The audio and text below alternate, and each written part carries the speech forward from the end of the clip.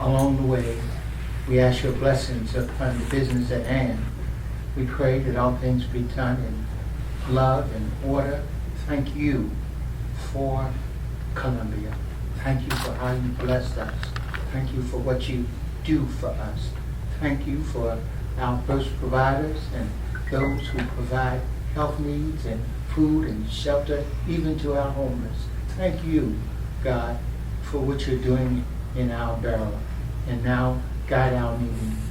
Give us your presence, your wisdom, and your power. And we will give you all the glory in Jesus' name. Amen. Amen.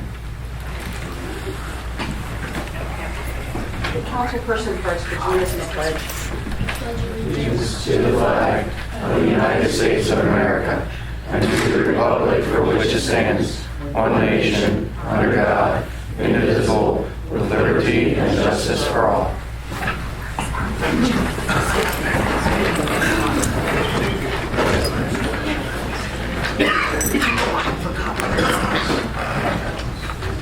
Be good the next time, please. All right. Next, announcement of executive and information sessions. There were none. Are there any additions, deletions, or reorganization of the agenda? So just, if you want to announce the correction to the item 12C. And 12B? Yes. Or should I just say that Jeff, that our realtor is here to present the offers? I just want to make sure it's right. I think you can go ahead and just amend the agenda to have Jeff Seibert, the borough's realtor, present offers for the property at 400 Locust Street. All right. So for item 12B and C, the amount of, the offer amount for both of those has changed, and our realtor is here to present those offers to us before we make a decision. So are there any other additions, deletions, or reorganization of the agenda needed? No? Could I have a motion to approve the reorganized agenda? So second. I have a motion by Councilperson Lindner, second by Councilperson Price, to approve the amended agenda. All in favor? Aye. Aye. Anyone opposed? All right. Presentation and acceptance of reports. I would like to acknowledge the finance reports for April 2023. Just note as expected, the high percentage of property taxes has been received, so that's why our revenue looks to be a higher percentage. And did you see them? The minutes too. So there's that. Did I miss the minutes? Oh, whoops. Oh, I put this in the wrong place. All right. Oh, and I missed citizen comment. Oh my goodness. I am so sorry. Citizen comment, non-agenda items only. The first three signups are about the garden, so I'm gonna forego those unless there's other non-agenda comments. And then, so then we have Frank Doutrick. Three ahead of me. Yeah, there were three, and I said, they all say that they're for the garden, and that's the presentation, so. Okay. Yeah. Good evening, folks. Frank Doutrick, 1000 Clay. You know, folks, not too long ago, I remember attending meetings that I believe the police chief from Elizabethtown was there pushing to get a resource officer. And it was stated that it needed so bad. And my understanding was when we did get one, it was very good. Now my understanding is they don't have a resource officer, and can somebody run me through this, why they don't have one? Do you want me to, because we were, after Officer Engel left, after he was gone, we had spoken to the school, and it was just mutually decided between us and the school district that rather than do an SRO position, they were changing it to a CSO, a Community Safety Officer. Isn't that what it stands for? Yes, correct. And the school district and Jack had gone to several different school districts to learn about that, and they came up with the contract for the Community Safety Officer. So that's what what we currently have in place. We did hire one at the beginning of the year. He resigned shortly after he was hired. We hired another one as soon as we could. He recently resigned too. He was there for what? 2 months? 3, 4 months. 3 months? Correct. And he resigned, so now we're advertising for another one. But that's why they don't have one, because we're not even able to attract officers, much less the CSO. And actually, Frank, today we conducted our first interview phase of some candidates. So we expect within the next few weeks to a month, we'll have another CSO for the school. The 2 officers that resigned, did they resign the resource officer or did they resign the force? The whole CSO position. So they're not with the force no more, is correct? No, they were officers. They would only be here during times when school was out of session, and the times that they were working did not overlap with to be here at the borough at all. So They were civilian employees. They were not sworn law enforcement. Oh, that wasn't my understanding at the beginning. My understanding there were officers that was going to be resource officers, and then when that term was done over summer, they worked as an officer with our police force. Yeah, we apologize for the misunderstanding, but we clearly explained they were not sworn officers. And during the summer months, you are correct. They will work as CSAs for us, but they will not investigate crimes. They will not make arrests. So they will respond to any of the needs of the residents and support law enforcement officers, the police. So we probably won't have, if you're doing interviews, we probably won't have one until school resumes. most That's likely. correct. Yeah. probably Yes. not. Okay, thank you. You're welcome. All right, next sign up we have is Mike Flannery.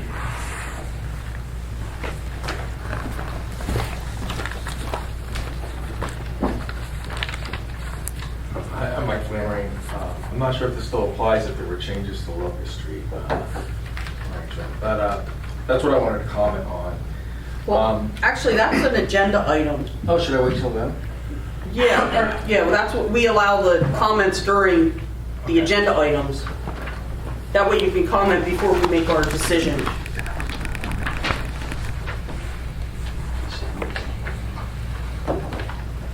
All right, back on track. Minutes for approval. Could I have a motion to approve the minutes of the Borough Council meeting from May 9th, 2023?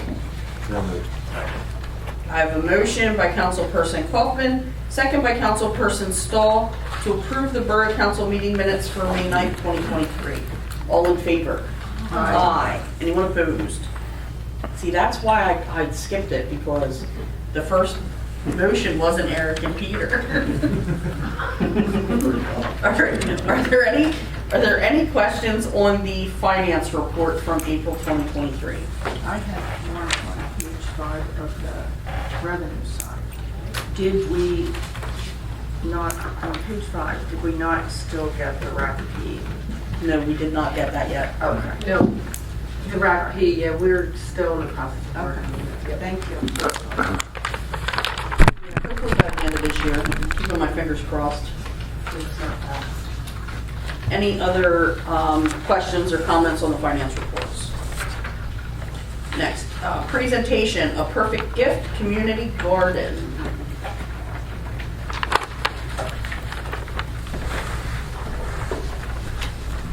Hey guys, am I allowed to take this off of here? No. Okay. It makes me feel comfortable. Yes, will you please take them to everybody's side later looks? Yeah. I'm just glad you're talking into the microphone, because that's, Yeah. that's key. That it is key. Hey everybody, I am Jasmine. I just want to thank Columbia Borough for allowing me to be here, Mayor Lutz and Mr. Mark. I had a presentation, but my presentation, as we know, technology fails us sometimes. So if you're interested in the presentation, I can gather your emails later and we can go from there. But again, my name is Jasmine Kelly and I am the CEO and spearhead of A Perfect Gift. We're rooted together, driven by purpose, okay? Our mission is, before I even get there, I'm Jasmine. I'm from Harrisburg, Pennsylvania. I came here when I graduated from Millersville University with a social work degree. After that, I became a birth doula, so I help, if you don't know what a birth doula is I help women give birth. So provide support emotionally, physically, and educationally as they give birth to help them have a successful birth. In addition to that, I am a child educator, and this is the reason why I am starting a project called the Elmo Mulberry Community Garden. Somebody say, what's a community garden, Jazz? What's a community garden? Oh, thank you. I love when people interact. Not as professional, but I love when people interact with me. Our community garden is going to be an initiative to basically create an alternative food support system, linking farmers, businessmen, and women with community members in nuclear places in the community to help relieve and create relief stress of food insecurity. Our community garden is located at 520 Concord Lane. If you're interested, you can come out and visit us. Again, we value cross-cultural relationships. So building relationships between different ethnic groups and ethnic culture backgrounds and stuff really helps us as a community thrive. It doesn't take one person or only one gender, one race, but it takes all of us working collectively to make an impact. As well as that, collaborative efforts help create relief in other areas. Some people might have answers to some questions you might not know, and they might have answers to things that you do know. Okay. So we have started this project. We have started the beginning of this project last year, coming up with this project. Over the past year, we have really hit the ground running. Again, we are still in the infant stage, so our infant stage looks as to have 12 garden beds. We plan to expand and go to different areas and place gardens in different places, but just to help relieve the food insecurity. So my plan is to connect with different doulas, connect with women who are birthing, connect with hospitals, connect with doctors. That's what we're in the process of doing, connecting with doctors to help combat health disparities and wellness-related issues. A lot of the issues start within our body and what we intake, the hormones we intake, and the stuff. So again, I'm a doula, so if I start at birth, I'm going to eat stuff that has vitamin C, potatoes, tomatoes, beans, all those things to help us to later on in life. We also focus on our senior community, help them live a sustainable life. In addition, we provide relationships and provide business opportunities for people to develop. So we'll have come out and build a garden bed. We will have come learn what's in the community, have different businesses talk about what they have and what they have to offer to create and sustain our community that we have in Columbia. This project is a partnership between A Perfect Gift, Ashley Tabernacle Church of God in Christ, Penn State Extensions, Millersville University, and the Black Church Food Security Network. We together are working to make an impact in the community. Millersville University has gave us some money and gave us interns to help with this project. In Penn State Extensions, we'll be providing educational resources, providing educational events and seminars for us to learn like canning, how to properly can and preserve, and we're going to be doing that in partnership with the local farmers and local businessmen and women in Columbia. So in the sum of the whole, we need your help, or we would like your help. We would like to build cross-cultural relationships around the board. So whatever you have, if you feel tingling, like I want to do something, reach out to us. We do need a water system. We're looking to create a permanent water system in addition to collecting rainwater to preserve what's going on. So we need a water system. We're working on getting a fence, and we need you all as support to create a relationship to sustain and help relieve the things going on, help combat health disparities, combat depression, all that. Gardens are really helpful for all of that. And when we come together as after the COVID, after everybody was shut in, it helps us as a whole. So again, I'm Jasmine. Please reach out to me. We really need your support. If you would like to send a financial donation, you can send it to Ashley Tabernacle Church of God in Christ and put it in the memo as a Perfect Gifts Community Garden Initiative. In addition, USDA, Dr. Cavani said that he would like to have a meeting with those in the community that would like to support this project, so we can get on one accord and talk about what is the real importance in Columbia and what's the real need and why we need it here. Okay? Thank you so much. Thank you.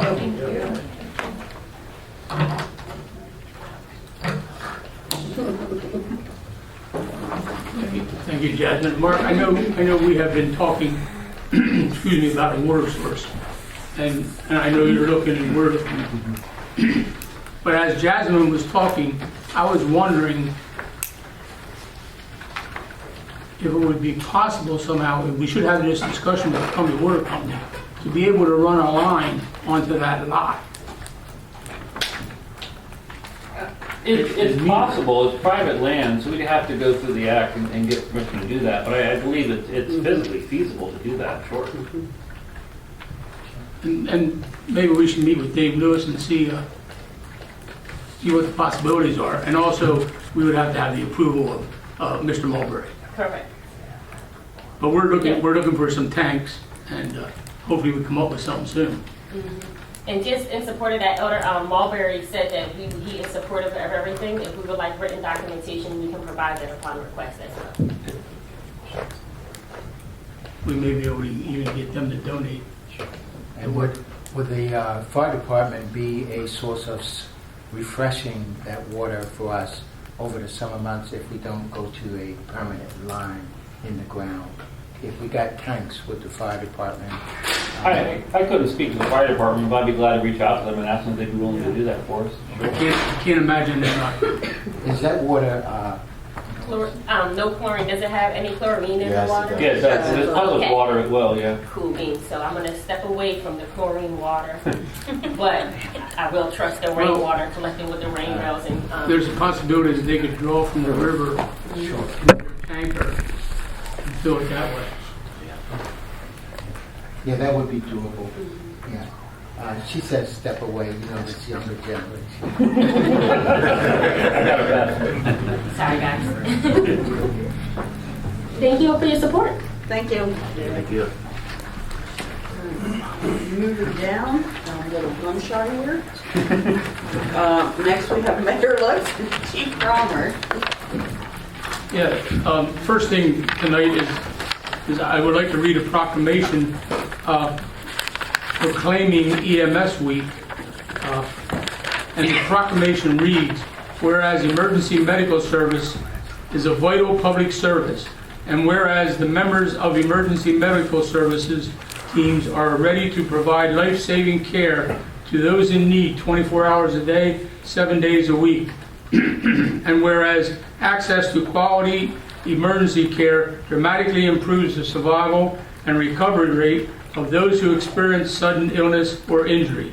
And whereas emergency medical services has grown to fill a gap by providing important out-of-hospital care, including preventative medicine, follow-up care, and access to telemedicine.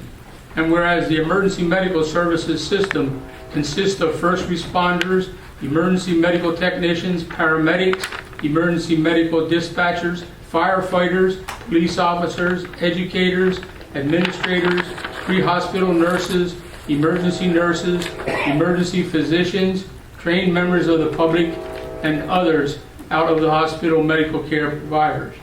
And whereas the members of emergency medical service teams, whether career or volunteer, engage in thousands of hours of specialized training and continuing education to enhance their life-saving skills.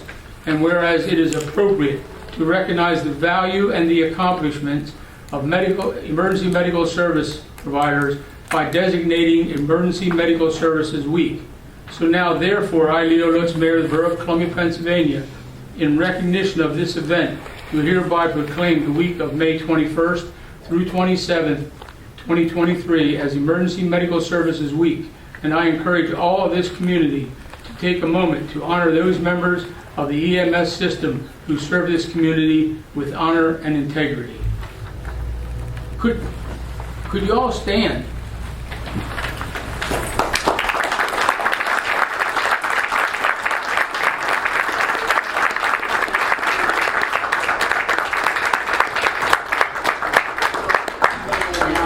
Is that this deal? I felt so bad. And, Council, With everybody. yeah, we can. I also want to say, I want to thank everybody, Mayor Lutz, the Columbia Borough Council, the residents of Columbia. This morning we were here for coffee and donuts. They honored EMS. If it wasn't for these men and women, day in and day out, they see the worst of the worst, and they're back on the street saving lives.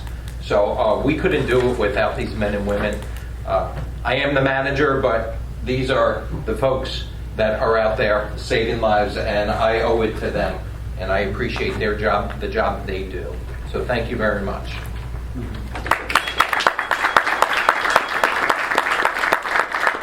If I could, I just wanted to thank Manager Martin and the EMTs and paramedics that came out to coffee and donuts with EMT this morning. I got to spend a good half hour or more with paramedic Zachary Rose. Duty calls. Thank you, guys. Rose- Thank you so much. Yeah, thank you guys. Roseboro, hanging out in the ambulance, learning more about what happens on these calls and the concerns that you guys put up with. So grateful for what you do. Truthfully, honestly, I don't think I've met a finer or worked with a better EMS agency since my tenure here on council. So, Thank you. keep up the good work. Thank you. You're losing everybody. I know. Yeah, I know. Must We be got to get You take a picture? I can take it. Yeah. Yeah. Just come here. With the council too. No, you guys are just do it. Okay. Guys, come on. Yeah. Todd, you gonna join us? Come on, Todd. I completely forgot. I got your hop in Big there. guys. You want me to take it? Oh, you know. I'm sorry. You're fine. I'll get out of your way. Not getting in here?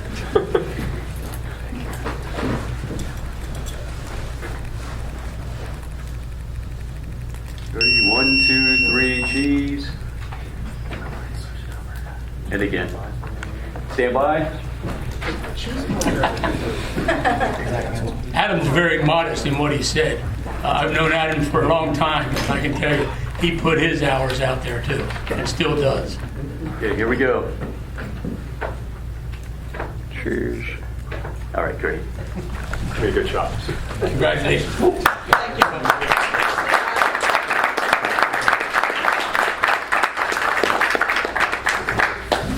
Thank you. Thank you.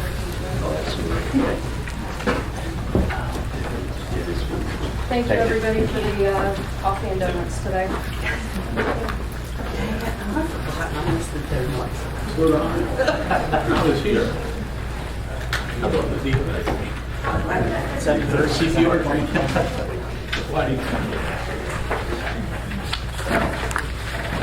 Continue on, and I'll let the chief fill in if he cares. The police department's been, I'll say, busy here last month or so. They have done an extraordinary job in solving some of the open cases that we had, and also teaming with the sheriff's department, the county detectives, the CERT team and the drug task force, U.S. Marshals Task Force. U.S. Marshals Task Force, and have made some very significant arrests. And also, they have teamed with our code enforcement department on some issues, and that worked out very well. And I'm really encouraged to see that our code enforcement personnel and our police personnel are getting together and I'll say doing a 1-2 punch on some of these bad places we have in town. So thank you all. Chief, I don't know if you want to fill in anything. I don't really have anything else to add. I know our officers are working hard for the community to try and clean up some issues that we have been impacting certain neighborhoods. But thank you, Mayor, for the recognition. Do you have anything else? No. Okay. I just wanted to once again bring to everyone's attention, we had the honor of having a U.S. Congressman,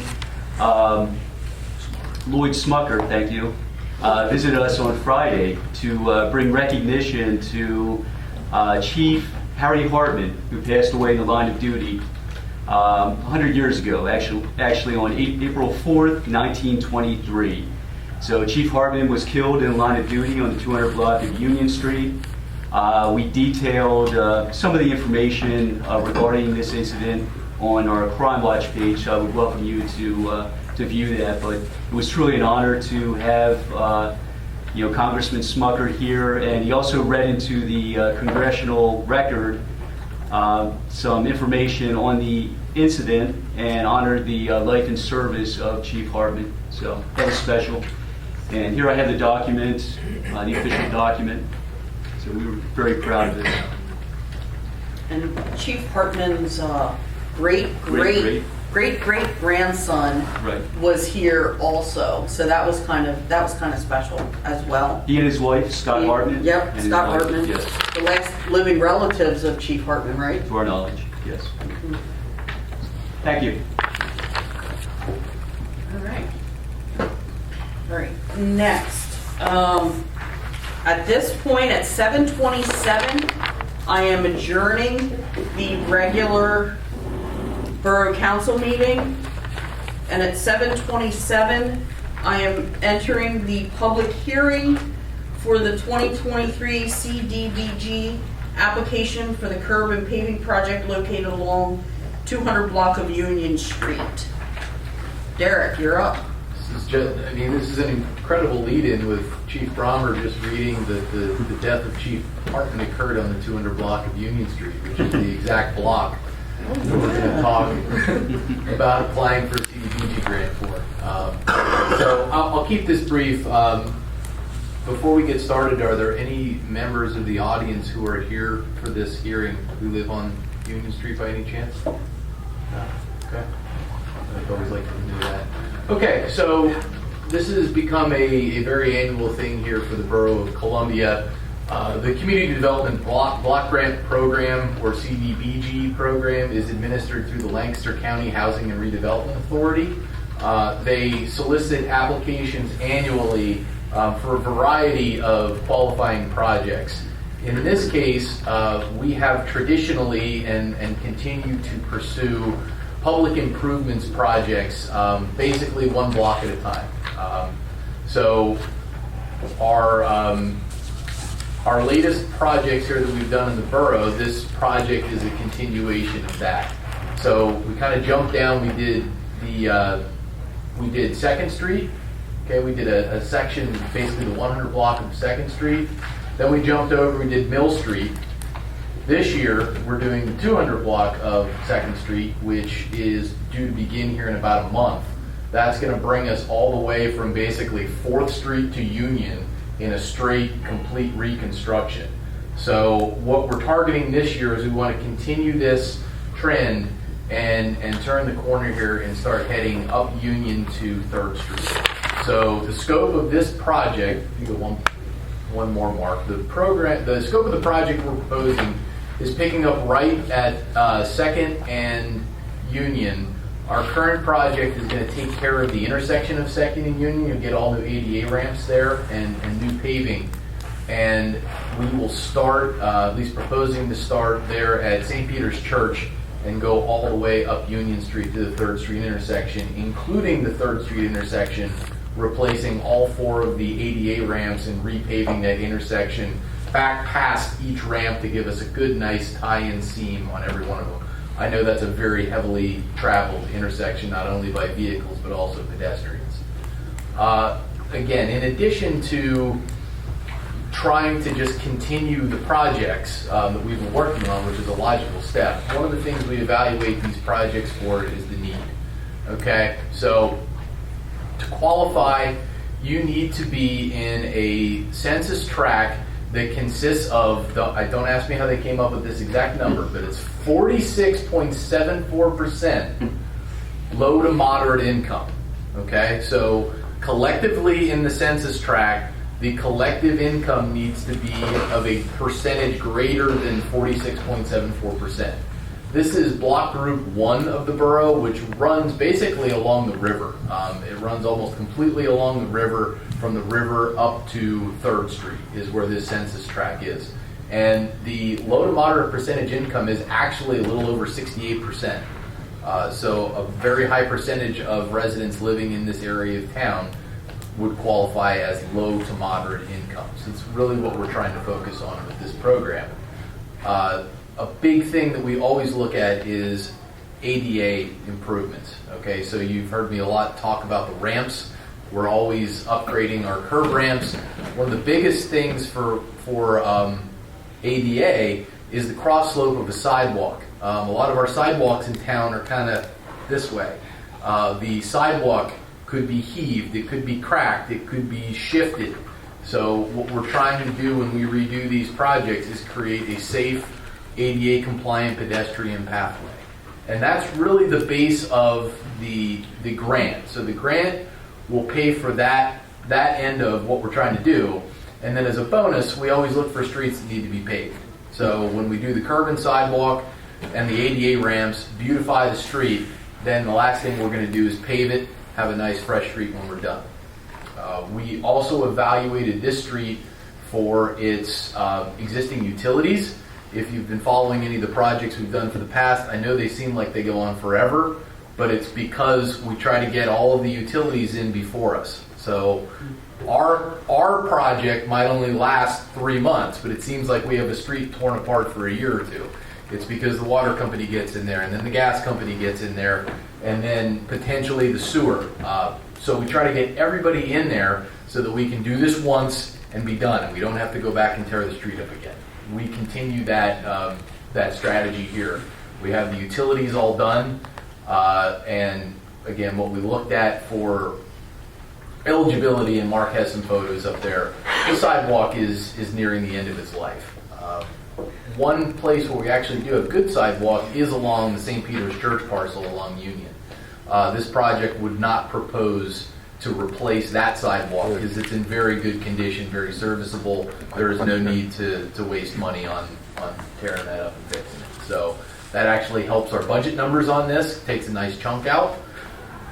So basically, that's basically the gist of the scope, is the curb lines will remain the same. There is a spot there where Union Street hits 3rd Street on the north side.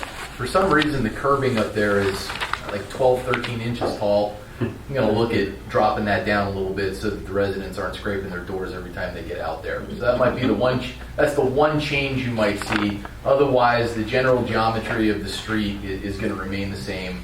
Just a nice refresh with new curb and sidewalk everywhere needed. Again, that picture over there on the right is a great, that's a great example of what we have for most of the block. The sidewalk's crumbling, so.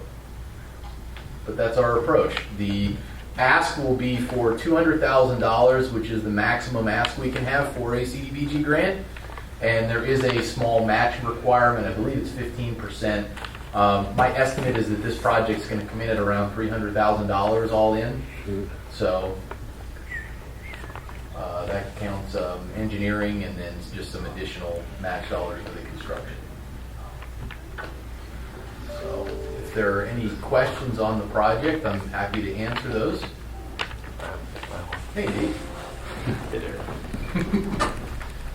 So Nate Roach, I live over on 200 block of Perry Street, so just a block over. I'm wondering, is there any possibility to include a study for the possibility of putting in a stop sign crossing over 2nd Street from Union, going up the hill in particular? I only ask because that's actually the route that I take my daughter to school every morning, and it's really difficult to look left on Union Street and to see if there's traffic coming. It makes me nervous almost every time I cross over. So just wondering if that's even something that can be considered for this. Where would the stop, where are you looking for a stop sign? On the intersection of Union and Second. Union and Second. So Second has a stop sign to cross over Union, but Union does not have a stop sign to cross over Second. Okay. That's something I can definitely talk to Jake about. I don't think anything we're doing with the project, again, we're going to hit that intersection with the project that's going to start here in a month or two, but nothing we're doing in that project would preclude us from putting a stop sign in down the line if it's so warranted. So I don't mind having a discussion with Jake. Yeah. He can be involved with that one too. Yep. So, sure. Thanks. Dave. Derek, you estimated the cost of $300,000. Is that to the borough, or does that include CBD, CDBG, and the borough? That would be the borough. So the borough cost would be about 100. Okay. CDBG funds would be 200, assuming we get full funding. Okay, thank you. Derek, you answered my one question about that curb reveal up near 3rd Street. The other question I have is there isn't a tree on that block. No. Any possibility of getting a tree or two? Absolutely. Yeah, we'll look at opportunities to add them. There's absolutely opportunity on the St. Peter's side. I think this is something we have been working a little bit better with the Shade Tree Commission lately, and Sharon's been a little bit more involved. So I'd like to have a discussion with them and basically get their recommendations for where they would like to see the trees, and then I can look at it from my end and make sure it's feasible. We need to make sure we're away from the buildings enough. And one of the toughest things is, especially when you have these homes all kind of stacked together, is all the utilities coming through. You got to find a spot that's big enough to fit a tree well in there without putting it in over a water or a gas line. It becomes challenging. The north side seems to be better. Yeah, it's and on very the south wide. side, there's the area where a couple homes sit back. Yep. There may be an opportunity there. Yep, I agree. Now, do we have to go to the resident and say, can we put a tree in? Because ultimately, they're responsible to maintain that. Yeah, we don't, as far as I know, have a policy on that. We've tried, the last time we tried to do this, we tried to do it diplomatically on the 700 and 800 block of Walnut Street, and kind of made it an option where we gave the resident, would you like a tree, wouldn't you like a tree? Personally, I don't think that went very well. We have, obviously, the residents who wanted the trees were very happy with it, but we actually had some people that were right next to each other fighting over who was going to get the tree. So we have situations up there where we have some trees that are too close to one another, and then we have large gaps of no tree. I mean, even to the point that we were out there putting a tree well in, and people come out, oh, don't you put a tree there? So it's something we absolutely need to talk about. Yeah, I think we should do that before we spec out the project then, because... Yeah, this hasn't even been surveyed yet, Yeah. so you're in the very beginning stage. You mean, really, it's not even a project yet until you approve me to apply for the grant, so. Okay. Yep. I appreciate your 46% number. What's that, Todd? I appreciate your 46% statistic or requirement. Sure. I knew there was a lot of conversation around this table about sidewalk ordinance and who gets the advantage of public dollars when it comes to sidewalk. That number was significant, and I think that I feel good about that, and it justifies and these kind of projects, this kind of use of this kind of money. So I'm glad that you included that in there. Thank you. Are there any other questions, comments, or concerns from council? Hang on, Frank. No? All right. From the public, Frank.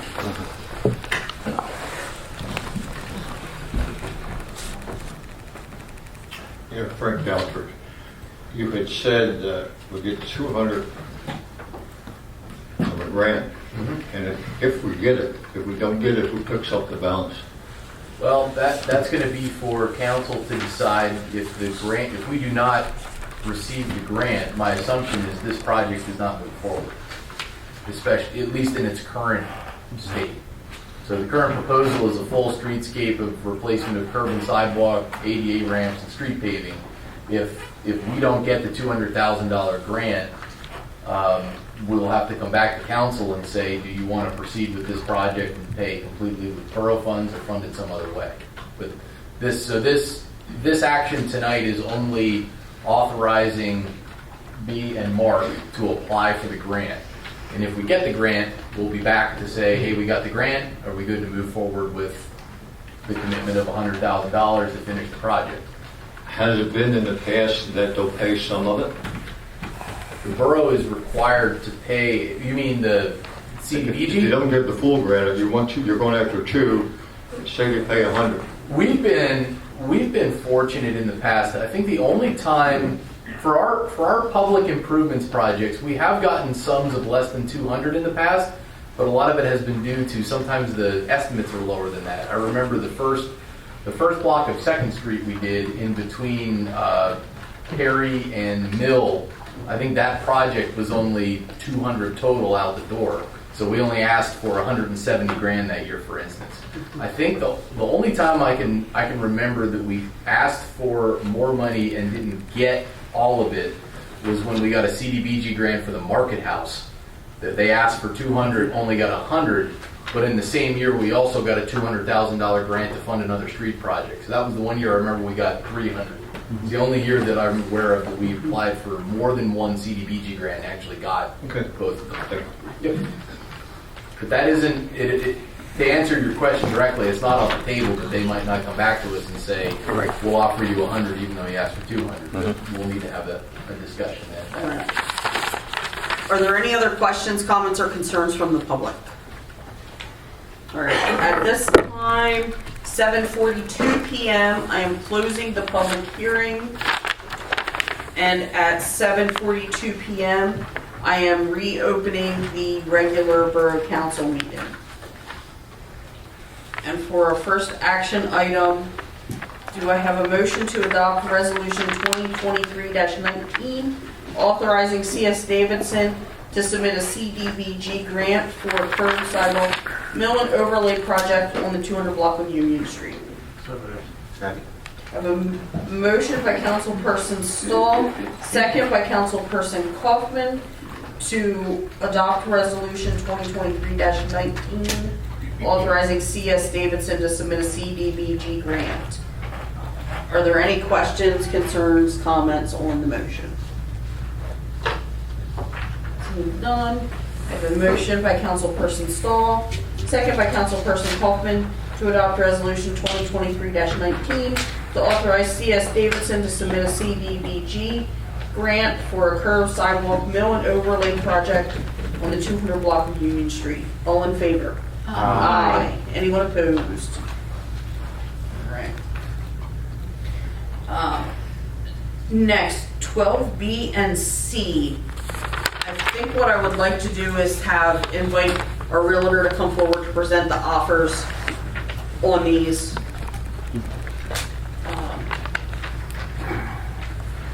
Yeah.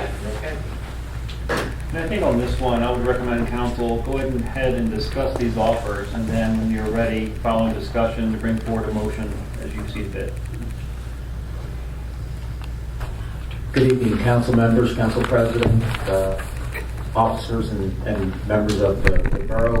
Before I get into the numbers, details of the two offers that we have to consider this evening, I think both potential buyers are in the audience. Yes. I think it would be a good idea, since I'm not a part of their project team, for them to be given the opportunity to describe in a brief detail what their plans are to further assist you in making a proper decision this evening. Would that be okay? Yes, I was hoping that we would hear that as well. By the way, do you need me to introduce myself? I did not do that. No, just state your name for the record. Jeff Seibert, associate broker with Keller Williams Elite Realty. Thank you.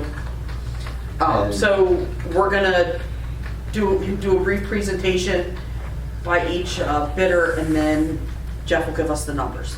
Sounds great. Sounds good? I think that's a good idea. All right.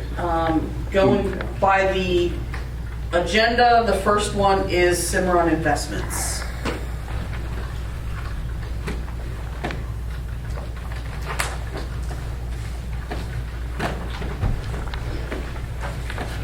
just going to step back and give the floor to Don Murphy. All right, thank you.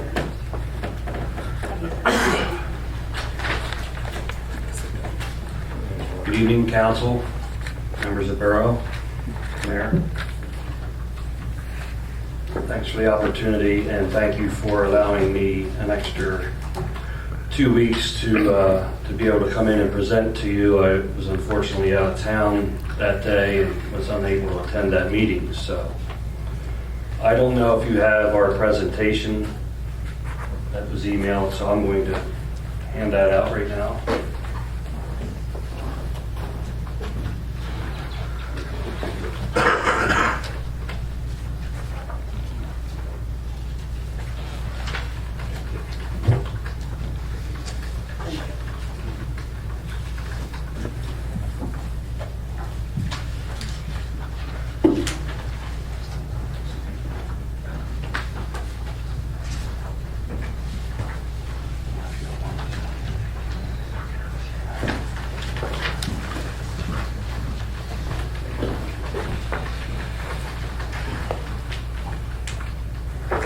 So basically what we're looking to do is a mixed-use commercial residential project.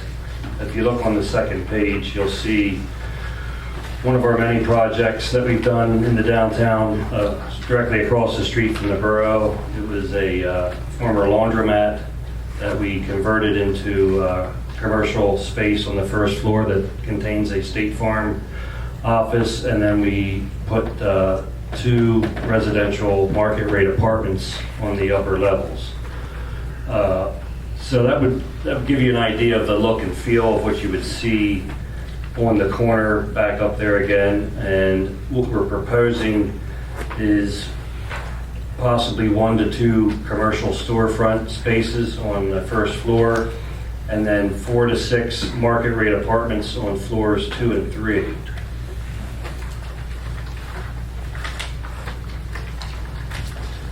And if you notice on the third page, I have some supporting information that I provided there, basically to outline some of the projects that we've done in the downtown and the success that we've had with them as far as the mix of commercial and residential projects. So within the last 8 months, 12 vacant storefronts have become occupied. It's a major accomplishment to be able to say that there's only about 2 remaining storefronts on Locust Street. It goes to show that businesses are locating here and taking a chance on Columbia and seeing what else is going on and wanting to be part of that. Having market rate apartments provide new residents that have discretionary income to support downtown businesses, Market House, and other services offered. I spoke with Market House manager Chris Fira, and he indicated to me that he's seen a number of residents that are occupying both of the new apartment projects on Locust Street in the Market House, shopping, on a weekly basis. So that idea of creating an economic boom or economic situation in the downtown with the idea of bringing people in that have additional income to support the businesses that are being located here and coming here. So it's kind of a good balance and a great thing to see happen.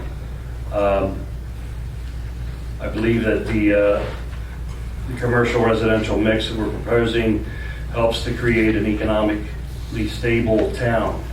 Many of the investments that you have made in the Northwest River Trail, the Market House, Columbia Crossings, just to name a few, have created an attractive, vibrant place that is attractive to new residents and businesses wishing to locate here. So there's investments that the borough has made with other organizations, counties, state funds. We're seeing the benefits of that because along with shopping and restaurants and cafes and different offerings that we have now in the downtown that pair with all of that, it's creating a destination here in Columbia that hasn't been seen in a long, long time. And finally, within the last year, 72 new market rate apartments have been constructed at 131 Locust Street and 315 Locust Street.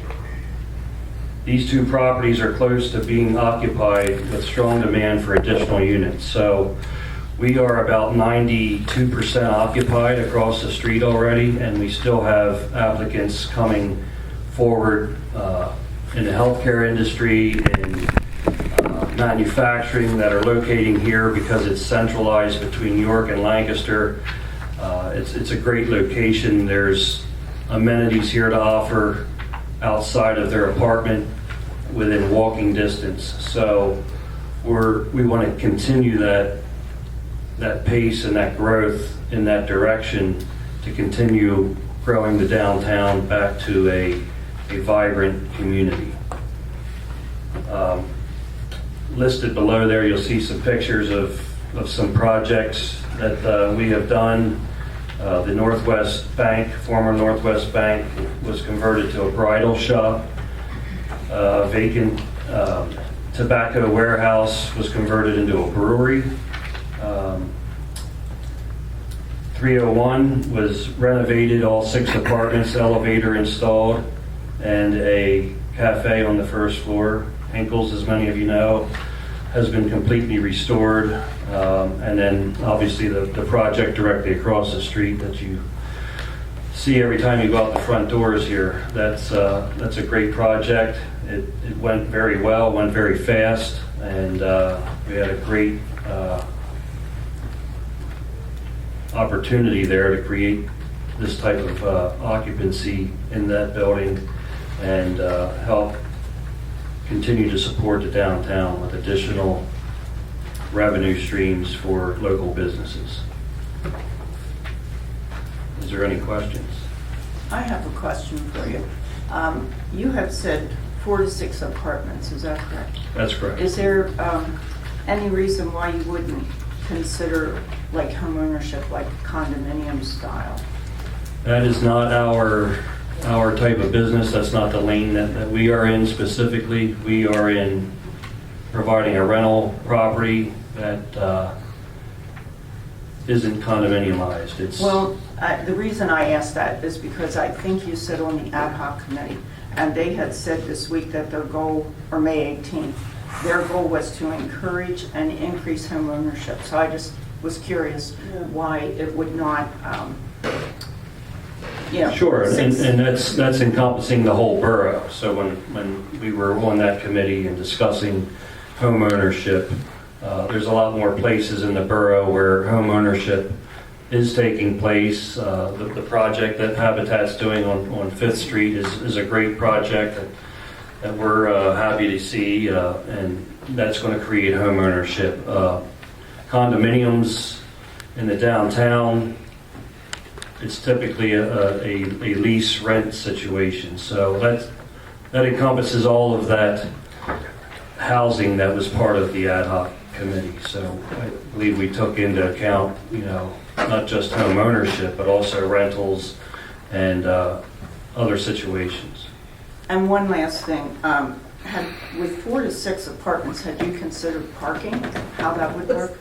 Oh, You beat me to my questions. Yeah, you are. I have, and that would be part of the plan that we would bring before the zoning and planning commissions at the appropriate time.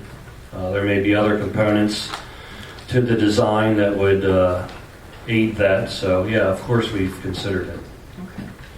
Thank you. That's all I have. So with 4 to 6 apartments, would you then be looking for zoning variances? Are there variances you would be looking for? We didn't go into that detail with the plan based on making an offer. As far as engineering and things like that, that's where that would all be brought out and worked out. So I only ask because that's a gamble there. If you have to go in front of someone to get approval to get your project going, that's definitely Sure. And there was a building there before. There's going to be some foundation work because I believe it was just filled in. So we have to take all of that excavation and site work into account as well. So it's not a shovel-ready project that you can just start building on. Right. Question, what your time frame would be on for construction? I would say within the next 12 months, depending on construction prices, and inflation, and things like that, and design, working on the plans and getting the various approvals. It could take a little bit longer than that, but as president of the Merchants Association, owning that lot during that time, we would continue making it available for Fourth Friday events and any other type of events that would be going on. We would make that lot available for those sorts of community activities. So. I would just like to make a comment. Councilmember Thigner, you brought out a very good point about the housing, and as he was speaking, I was thinking, I couldn't help but think of the other neighborhoods in Columbia, and the revitalization of our downtown area has been something that has been planned and in the works for probably 5 to 10 years, and we've done an excellent job at doing that. And I think there needs to be a time when we focus on the other neighborhoods, that this is their lane.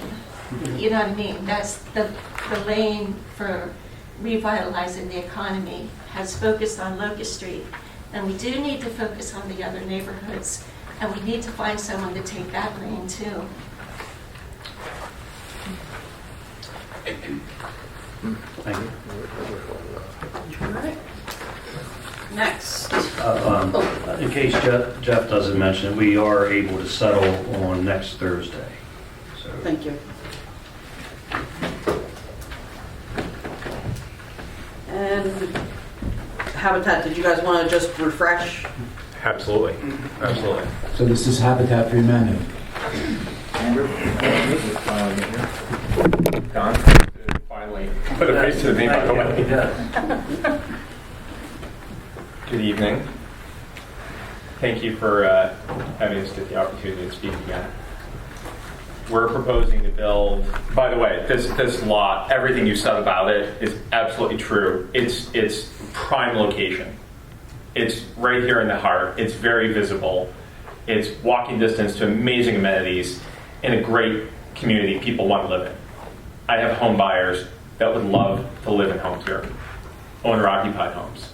We serve 40 to 80% area median income. I only do home ownership, and I am, in order to make the 2 units of home ownership possible, and because it's on Locust Street, we are going to adapt, improvise, collaborate. I actually don't have drawings for the very reason that I want to secure the property and then collaborate on what those designs actually look like for that property on the storefront, and getting at least about 1,200, basically the equivalent of a World War II style home, post World War II. Very adaptable homes, a couple of bedrooms, some storage, and able to move with a small family. If I may, let me read you something that we just prepared. We're going to be sending out to some of our partners, some other families that we're serving. Kenya's optimism has carried her through a life filled with challenges. It's what has driven her to advance her nursing career while working full-time as a single mother. It's what spurred her to move her children out of her unsafe neighborhood and into her mom's dining room as temporary shelter. And it's what inspired her to check Habitat's website each and every morning for 2 years, hoping that home applications would open and offer her a chance to turn a dream into reality. On a cold day midwinter, Kenya's wish came true. Over a 5-day period in January, our Habitat team reopened applications for homes and received 115 submissions in response. 115. An incredible number that demonstrates the desperate lack of affordable homes available in our communities. Since that time, we have welcomed the first of our newest home buyers to our program, Kenya, Emily, Natasha, and Evelise. And we're still continuing to work through another group of 60, by the way. These future home buyers share an unwavering determination and enthusiasm for the journey of homeownership that's ahead of them. By example, Emily has completed the 100 hours of sweat equity she needs to officially be matched to her Habitat home. She did it in 1 month. An unofficial record, actually. Single heads of household have to get up to 250 sweat equity hours for the house completion and be able to move in and have their affordable zero-interest mortgage. If you have a double head of household, you need 400 sweat equity hours. There's another thing that these dynamics share. Past frustrations in keeping to find a warm, safe home in today's housing market. Both Kenya and Emily were approved for a conventional mortgage, but the amount was so low, it was impossible to find a home they could afford. I was approved for a $79,000 mortgage, said Emily. The house I saw had no back or front door and needed at least $100,000 in renovations. My realtor felt so bad, it was all she had to show me. At the time of writing this letter, which was just actually a week ago, there were only 258 existing homes on the market in Lancaster County. According to the National Association of Realtors, inventory this time of year is typically twice that amount. And families of modest means find it terribly difficult to purchase a home in today's market. Then lower income, first-time home buyers find it almost impossible. We're here to transform lives. That's why I'm here asking for an opportunity to be able to develop this lot creatively and collaboratively. That's where Habitat comes in. And to reiterate the model, Habitat's unique role in serving as both the builder and the lender is critical during challenging housing markets such as today's. We work within the space where scarce inventory and conventional mortgages are failing hardworking lower-income families. Families with steady income who are ready for the responsibility of home ownership. And if there's a default, we'll take care of it. We'll make sure that home stays affordable for the next family. We've actually we served about 300 families in the last 36 years, and we've foreclosed, best of my knowledge, one. We've started a handful, and we haven't had to complete them, which is a wonderful thing. We have a lot of success. We can do loss mitigation like nobody else. Great members of the community there. Thanks to partners like you, we have acquired the properties needed to create a strong pipeline of future home projects, which enable us to reopen applications earlier this year. As we continue to review the applications, our team will welcome even more families into our program and offer them an opportunity to build their brighter future. I want to give them another opportunity to live here. I'm happy to answer any questions. I think we asked them before. I have one. All right, go ahead. Do you have any idea what kind of square footage each of these, because you said it would be 2, is that correct? Yes. Do you have any idea what square footage? Typically our homes, we aim for about 1,200 square feet. Okay, We've actually gone up to well over 2,000 in some cases, but it depends on what's available. We like to have storage, which is a key component, especially this day and age. A lot of some of the older homes that we've rehabbed haven't had that, and we've been able to be creative. That's great. We've got some creative architects that have been able to help us out with those things. And you said you did review the zoning. We have. So that you would be in compliance. We're aware of the challenges. I mean, a lot of things you just spoke about in terms of the foundation. We realize probably like a full foundation basement may not be possible. There's some complications there. We're going to evaluate those, work with what is necessary to make it possible. May or may not have to have stormwater because of some of the things that are underneath there. We also understand that there's a window along the adjacent building. We can go up to it, but we'll have to make sure we're giving some space for that light to go in there. So respectful, neighborhood, contextual. Obviously, we want as much input about it as possible. Would you be looking at a 2 or a 3-story? 3-story. Which matches the street, so. Yeah, exactly. Any other questions for Habitat? Nope. All right. Audience. He was going to his numbers first. All right. Do you have a question for Habitat? No. Okay, Council. All right, well,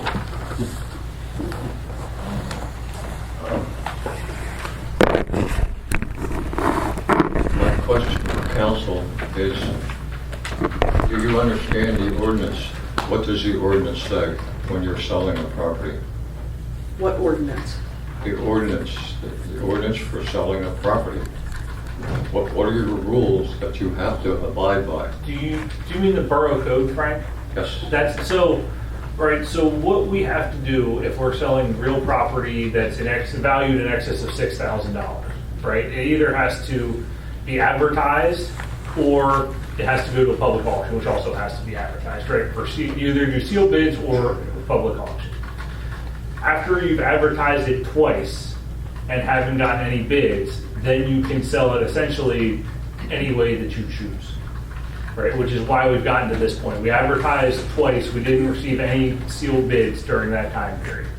And so now we've moved towards selling it this way, and that's really what we're governed by. So I don't know if that answers your question. And that's in the rules? That is in the borough code, and then there's another act that actually governs what happens after the second advertisement and no bids. Yeah, well, my information that I got was it's done with a sealed bid and then you take the highest bid. That's the two rules Not, that I got. oh, that is normally the case, but after you've advertised it twice and not gotten any bids, that's no longer the case. If we're doing it by law, Yes. that's good for me. Absolutely, Thank you. yeah. I had one question for Outcast. Would this be involved in anything in reduced taxing to build those? No, well, we're a nonprofit and we don't have to pay sales tax on a lot of things. We pay the property taxes, we pay the transfer taxes. We probably could. I've never experimented with that, if that answers your question. I was referring to home ownership. The owners would pay their property taxes. That would be revenue. Okay. Is property taxes. Okay. Yeah, and we escrow for that as well. Thank you.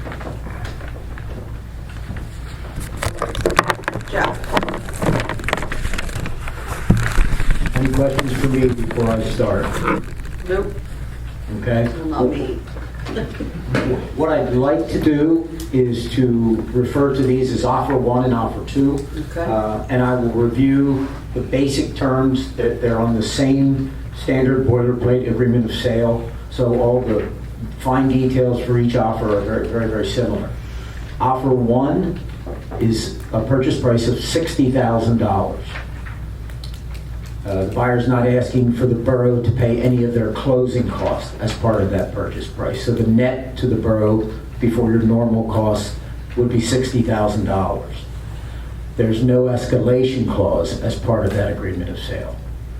The deposit money is $5,000. The buyer of offer one would like an acceptance by tomorrow, which hopefully the borough can do, and would settle June 1st, 2023. It's not contingent upon the sale of another property. It is a cash offer. There's no financing involved. It's not contingent upon an appraisal. There are no inspections or due diligence period. So it's basically an as-is cash offer at $60,000 with a closing date of June 1st. Offer two is $58,000. The buyer's not asking for any seller assist, and so the net to the borough is $58,000. There is an escalation clause on top of that offer. For those of you who do not understand an escalation clause allows this buyer to raise their offer by a specific amount of money in the event there is another offer with a higher net return to the seller than theirs. In this case, there is. So the escalation clause would become applicable. The escalation clause, as part of this offer, says that they will raise their offer by $500 over the competing offer up to a maximum sales price of $75,000. Now that $75,000 is not their offer. Their offer, based on the escalation clause, would now become $60,500. Does that make sense to everybody? Yes. The deposit money with this offer is $10,000. This buyer, offer 2, would like an acceptance of tomorrow, and I hope that the borough can do that. They would settle on or before June 24th, so in essence, a 30-day close. It's not contingent upon the sale or settlement of another property. There's no financing involved. It too is a cash offer. There's no appraisal contingency in this offer. There's no inspections or due diligence period in this offer. So it too is an all cash as is offer. The net difference between the two offers will be slightly less than $500 because the commission is a percentage base. So it's going to cost you another 5% of that $500. So it's a roughly $500 difference, but not quite. Thank you. Any questions? Questions, comments, concerns? Okay. Two very, very good offers. My take on it is, this is 4th and Locust. This is in the heart of our downtown. Putting 2 homes there, to me, don't do what we want in our downtown business district. To Councilperson Fisher's comment, we have a habit, and as much as I like Habitat, don't get me wrong, I think they're a great organization, and I hope that they continue to do more work in Columbia. We have a Habitat project on South 5th Street in the 200 block. We have an opportunity for housing in the 100 block where there was 2 homes damaged by fire. So if you look at that, if you look at all the projects completed and in the works through the land bank that we have completed and ongoing, I think we're reaching out into the neighborhoods and making that what you suggested, Councilperson Fisher. And I like doing things in the neighborhoods where that's where we need help. We don't need help in the downtown per se for residences. What we need is retail in the downtown. And if it so be it that there happens to be some market rate apartments attached to that, fine. But the retail is the key. And I think that's what you all have to look at. Retail space in your downtown. And then look at out in the neighborhoods. Go out in the neighborhoods. And we have been doing that and continue to do that and step it up and forge a relationship stronger with Habitat than we already have. I think those 3 houses that's going in, there were 3 houses down on 4 houses, 3 houses down on Perry Street, 1 over on North 2nd Street. So we already have partnered with Habitat for 8 homes, and hopefully we're looking to do more. So I think that's the thing to do. You work with Habitat and the land bank, get out in the neighborhoods and change those neighborhoods. I think the merchants are doing a pretty good job changing the downtown, and let's continue that change in the downtown, or I should say that infill into retail and possibly some apartment units above. Your decision, though. But Leo, the Habitat project is proposing retail on the 1st floor. I just heard 2 homes. No, That's all I heard. Commercial first It floor. is commercial 1st floor because that's 3 stories. That's what our zoning ordinance is. And the difference between... No, you can build a house in the commercial district, plain house. And that's what I heard from you, a house. No. No, sir. That's not what we're doing. There's a 1st floor retail, 2nd and 3rd floor residential. There's no difference between owner-occupied residential and an apartment residential. Heather, could we just hear from Habitat just to make sure everybody's clear on? Thank you. I didn't hear that. Well, I don't. And if y'all remember, Leah wasn't here. It wasn't if y'all remember, I was He wasn't doing, here. I was working for you at nursery. I completely understand. Yeah, let me fill everyone in, refresh everyone's memory. So our plan is for a 3-story structure, be able to have adequate parking, and we thought about it. Our gut reaction when we first saw the lot was we can get 3-story homes, flats going in there. And wisely, as we looked around, we're like, well, that's a main street. Locust Street is something that is downtown. And you don't want to actually live on the main floor. Our architect pointed that out. As soon as we heard that, we were like, if we can get 2 units in there, we will. But we recognize that we would have to have a commercial space that we could at least partner with, design and shape and so forth, along with the community here, and then have 2 homes that would be having all the storage. Okay, and so forth. I'm clear now. Thank you. Retail on the first floor. Yes. 1 retail space. Yes. Or, that's not necessarily. 1 retail space, one residential space on the second, and 1 on the third. Because you indicated two units. That's what we're thinking right now. Okay. How many retail spaces are you looking at? Me? Yeah. 2. 2 retail spaces, 4 units. Correct. 4 to 6. 4 to 6. 4 to 6. Stand Sir, corrected, but if it's a Habitat for Humanity building, how would you solicit a commercial space? That would be interesting. We'd probably work with one of our partners, maybe another business owner, to be able to do the leasing. We would be the landlord, and maybe even managing the HOA for the entire structure with the other homeowners. It's possible we could even work with another real estate agent, somebody in the community and so forth, and be able to lease it out as well. There are other Habitat affiliates across the nation who have utilized a similar method with rental space like that. Okay.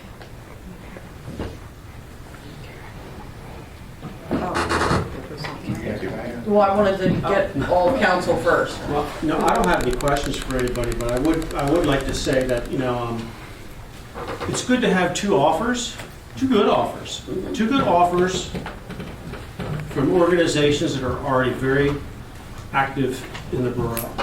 And both of you, Cimarron Investments and Habitat for Humanity, have outstanding track records of success. That's not what we had the first time around. We had 2 offers for folks we barely knew with some sketchy napkin drawings and a weak number. And we jumped on that like white on rice in the middle of of a session and considered it and went with it. It's really good to have qualified, good people with good offers that are invested in the borough here. So that goes without saying. In fact, it does go without saying. Thank you. I'm sorry, Mr. Director for Habitat, I forget your name. Andrew. Andrew? Andrew from Habitat. It's easier on the phone than saying Andrew Slay. Okay, so Andrew, right? When you gave your first presentation, you could see the passion in your presentation, right? You're a guy with purpose. I get that. I mean, that comes through. You have purpose. And I think where there's purpose, there's possibility. I've seen the work that Cimarron does. I've seen the investment that Cimarron has done. I see the effect of what Cimarron has done over the last 10 years in the borough. And it's been incredible. That being said, this word was used several times tonight, lane. Honestly, I think that this project is out of Habitat for Humanity's lane. I think what Habitat for Humanity does in projects where there's dilapidated, condemned buildings, homes, where you come in and have residents in neighborhoods, form communities in neighborhoods with other neighbors and other homeowners, that completely makes sense, and I'm all about that. I've seen what Cimarron has done in the this is for council. I've seen what Cimarron has done in the downtown with their investments and bringing business to the borough. They're bringing market rate housing to the borough, bringing enthusiasm to the borough. And as was stated earlier, there's a huge amount of investment taking place on multiple projects in the borough to attract folks to the borough. All of that has has coalesced with what's happening now downtown, and listen, I don't know whose numbers are who on this, right? If you're just going by the numbers, is it inappropriate to ask whose numbers are who is offer one and who is offer two? Because I'm more interested in making a decision based on who I believe is the best fit for this project, since we have two offers on the line here. So I was wondering the same thing, but we would first consider in the action item B and then move to action item C without knowing who gave what bid. Okay. What was the answer? Well, no, because I have to put the amount in the motion. Okay. Yeah, you will need to. For Sunshine, I have to know. Yeah. Who, what, where. we're talking a how much. $500 difference here Right. in offer. And there's no possibility of a counter offer tonight. That's correct. That's not going to happen. We've got a $500 difference in offers. I think this is way more than a few $100 to collect on a piece of property for the good of the budget. I think this is about the budget moving forward. What's best for the downtown? And not that you guys aren't capable. This is not a, admittedly, you guys said we're not in the retail business. We're not in the retail building business, or we're not in the retail management business. So I think it's, I think that for my reasoning, it's who's the best fit, and I would like to know who's offering. I don't have any. I think you can absolutely know who that is. So the first offer that Jeff read off is with the 60,000 as is cash offer is from Cimarron Investments. The second offer, the 58 with the escalation clause, is from Habitat. Heather, can I Yes. offer just wanted to make time to respond to what you said about not having retail experience. We operate a restore that these last couple of months has had record-breaking sales at their environment, and we have a manager that's part of that store, and that's also part of our discussion about what to do with this property, who is he's very good at his job, and there's a reason why we've had the sales that we've had at that store. So I would not say that it's accurate that we don't have. Well, I'm really repeating what Andrew said. I did not say that, actually. No. I never said that we didn't do commercial. We specialize in home ownership. Yeah. Was I not hearing that correctly? You did not hear that correctly. Yes. That's the You're in the legal booth. That's a gist you got from what he said. Am I paraphrasing? Maybe. I don't specialize in managing rental, but we do have done a lot of other commercial properties. We own a couple. Thank you for the clarification. Sure. Now that I understand both projects, I'm sorry for the misunderstanding because I didn't see that. I now look at 4 to 6 units of housing versus 2. It's a crap ton of cars. And how many square feet can? That's the problem that they have to solve. You know, any buyer, or I should say any builder, is going to have to comply with planning, zoning, and borough. Yes. So Well, that's why I asked that. you have checks in place for your other committees. I would personally say, kind of hopping off of what Todd laid out there, but personally, both organizations are ones I support and believe in and want to see more of.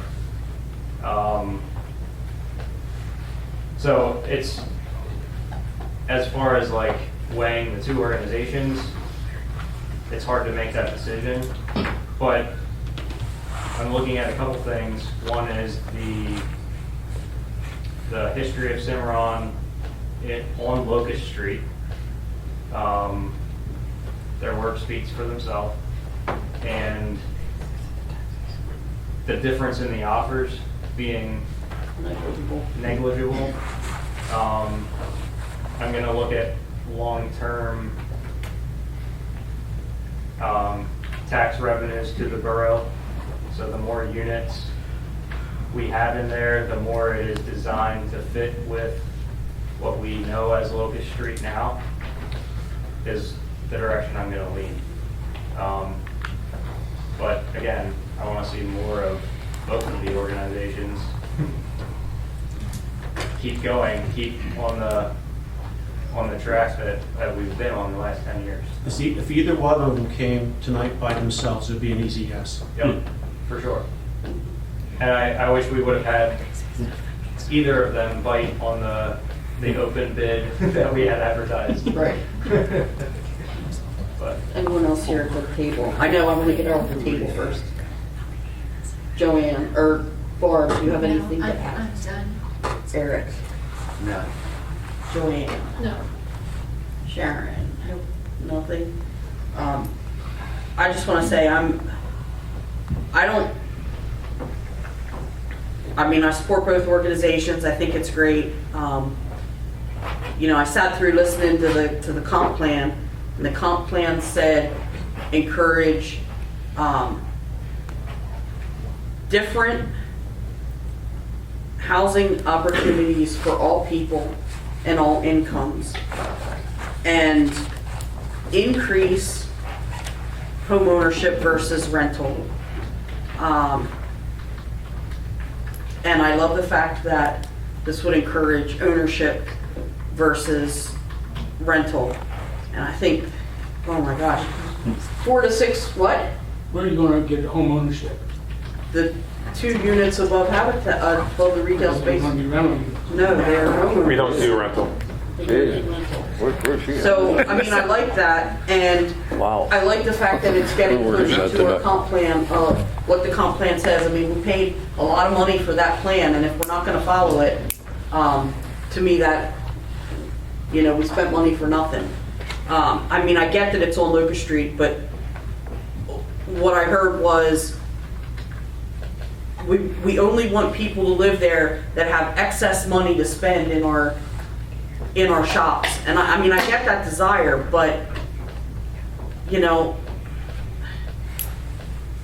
to me that just seems,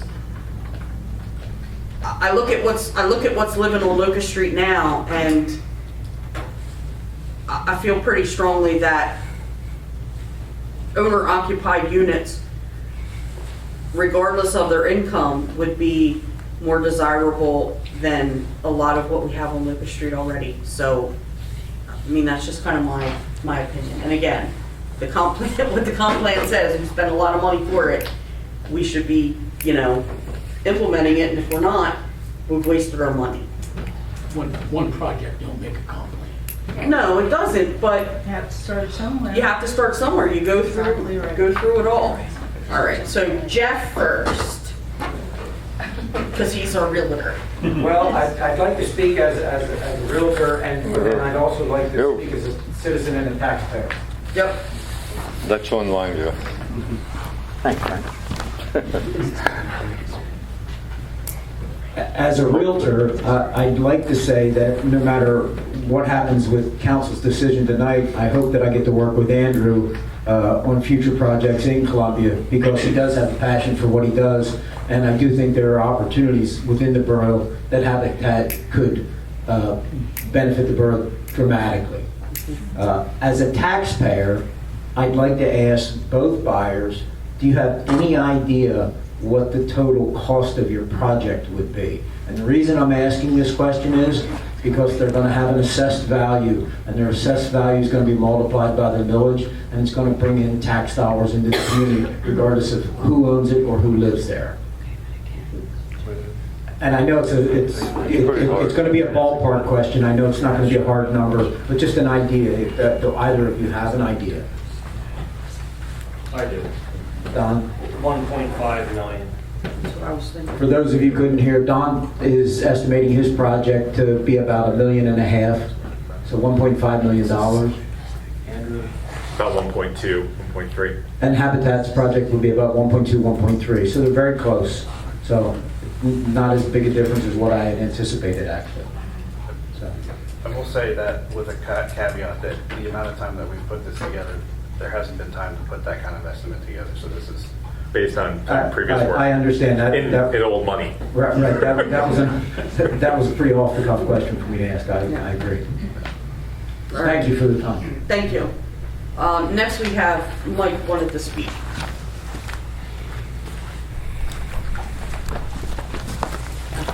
only here for a few minutes, but we have to get this decided. So, I'm Mike Flannery.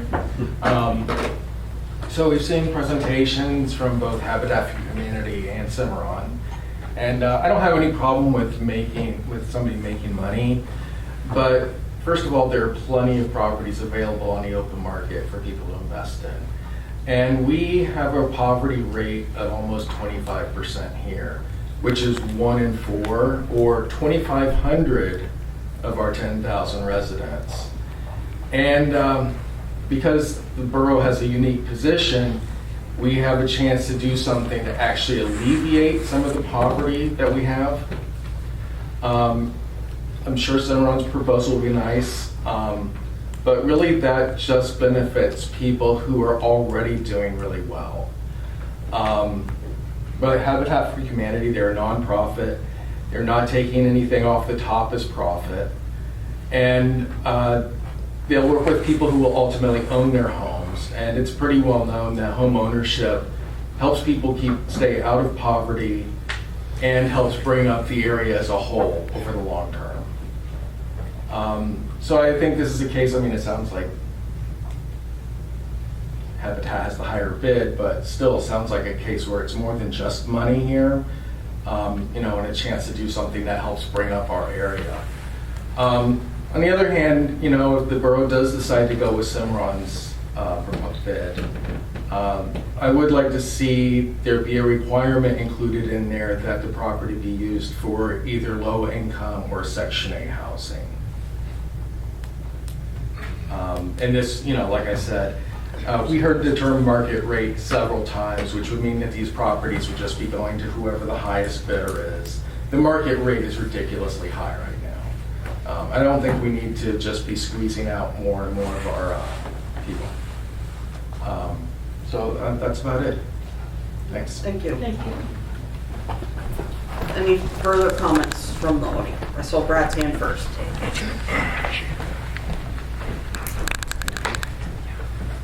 Hello, Brad Chambers, Columbia Borough Council candidate.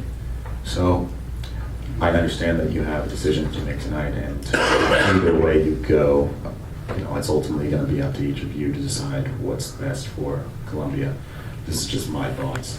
So I purchased a personal home, and I have purchased a commercial home. So I know, and I follow the real estate market in Lancaster County. It's been booming for the past 2 to 3 years. So I mean, that's one of the reasons why I'm here.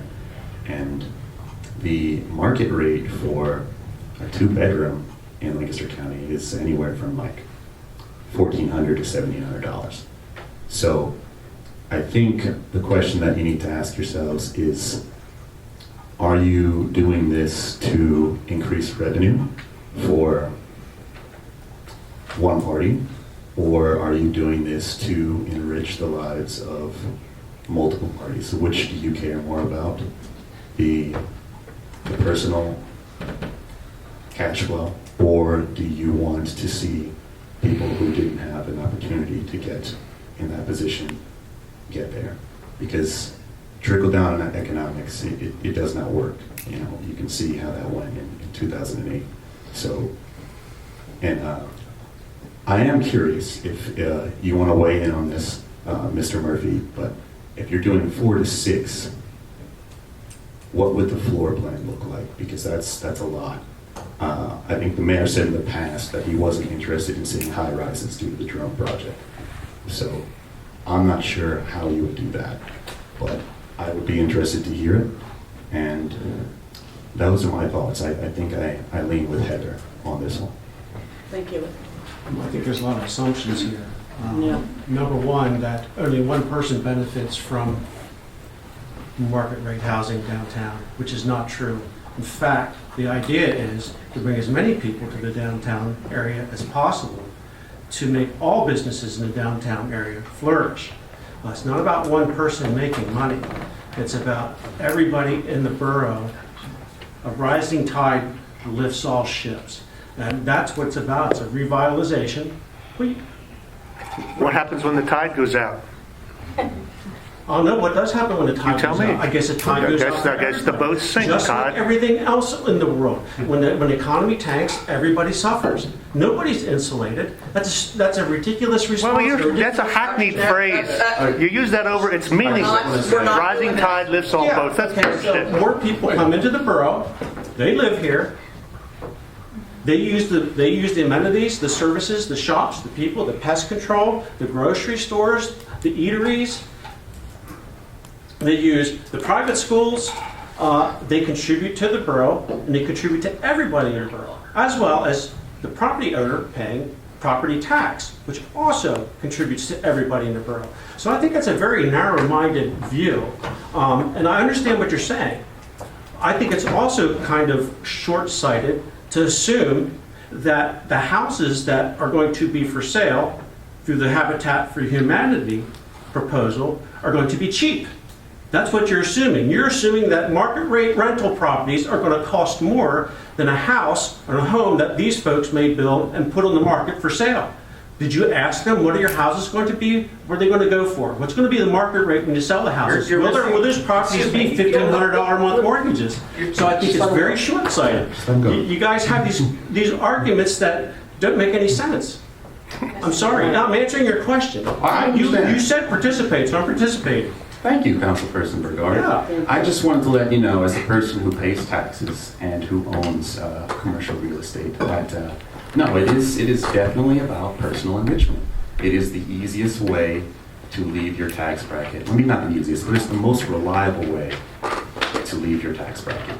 And if that's what you think needs to happen here, that's fine. It could be that what you're saying is true. Then it's fine to say that. Yes, it could be. Hypothetically, it could be. But in most cases, that money goes to one party. Maybe that's not true of Mr. Murphy. I don't know. But I'm just saying, in most cases, the money goes to one party. Here's what I've seen Mr. Murphy What's do. wrong with someone making money? Here's what I've seen Mr. Murphy do. Multiple occasions downtown in his real estate ventures and his commercial properties. He's taking people who were disadvantaged, people who had no other options, no other choices, no other way to live their dreams. I can think of Cafe 301. Right off the top, I can think of other people who started out over here that he supported. How about the wedding dress shop up the street in the old Northwest Bank building? I think that's a Russian immigrant, yes, who wanted to start her own business, couldn't make it happen. She's a gifted designer, couldn't make it happen. What Mr. Murphy did? He invested in her shop. He set her up for success. He built that place to her specifications. He marketed her, as he did with 301 Cafe. What was her number? What was her name? What was her name? Laurie. Now she has a thriving catering business. Yes? Based on the efforts that Mr. Murphy invested in her. How about Quick Med Pharmacy? Right around the corner here on 400 block. He's from what? Uganda? Nigeria? Uganda? We don't want to talk about that. No. So, Heather, I don't know. I don't know. Listen. You don't want to talk about that then. You sure seem close to him. You sure know a lot about all of his. I've been in the borough for a while. We're not going to yell about Mr. Murphy. I've been in the borough for a while. I'm going to try and work with him. Here's what I don't Oh my God. Here's what I don't like. Nobody is here to throw stones at people, right? And You were just throwing stones. I'm not throwing any stones. I was calling out your argument. But I've seen people on this council and in this town throw stones at people because of personal grudges and personal politics. What's wrong with little criticism? We're not going to throw stones and we're not going to do personal That's criticism. not what I'm doing. You asked to engage and I'm engaging. So So you asked about does one person benefit? Yeah, I've seen multiple business owners who never had a chance benefit from the investment. Since he seems to be such a great charity, I'm sure there's no qualms with requiring it be low-income property. All right. It would fit right in. We've already said we cannot put deed restrictions on, and that would have to be a deed restriction. There's no way we can do that. We've already said that. I'm good, unless you have any more comments. No, I'm good. No. Thank you. And then we had Frank's hand up. We'll get you after Frank. And keep track. I forget what I was going to say. Oh my goodness. Get out. How much did the borough pay for this property? 75. 75. Well, I attended most of the meetings when this was talked about.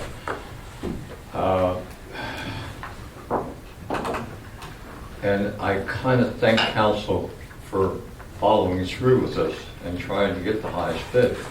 But I think the real person here is Sharon. Sharon is the one that spoke up and said, why are we taking this loss? And you went on, and you are apparently, well, maybe with what we're paying the lawyer, we ain't going to gain a profit. But I have something I'd like to say, but I'm not going to. Thank you.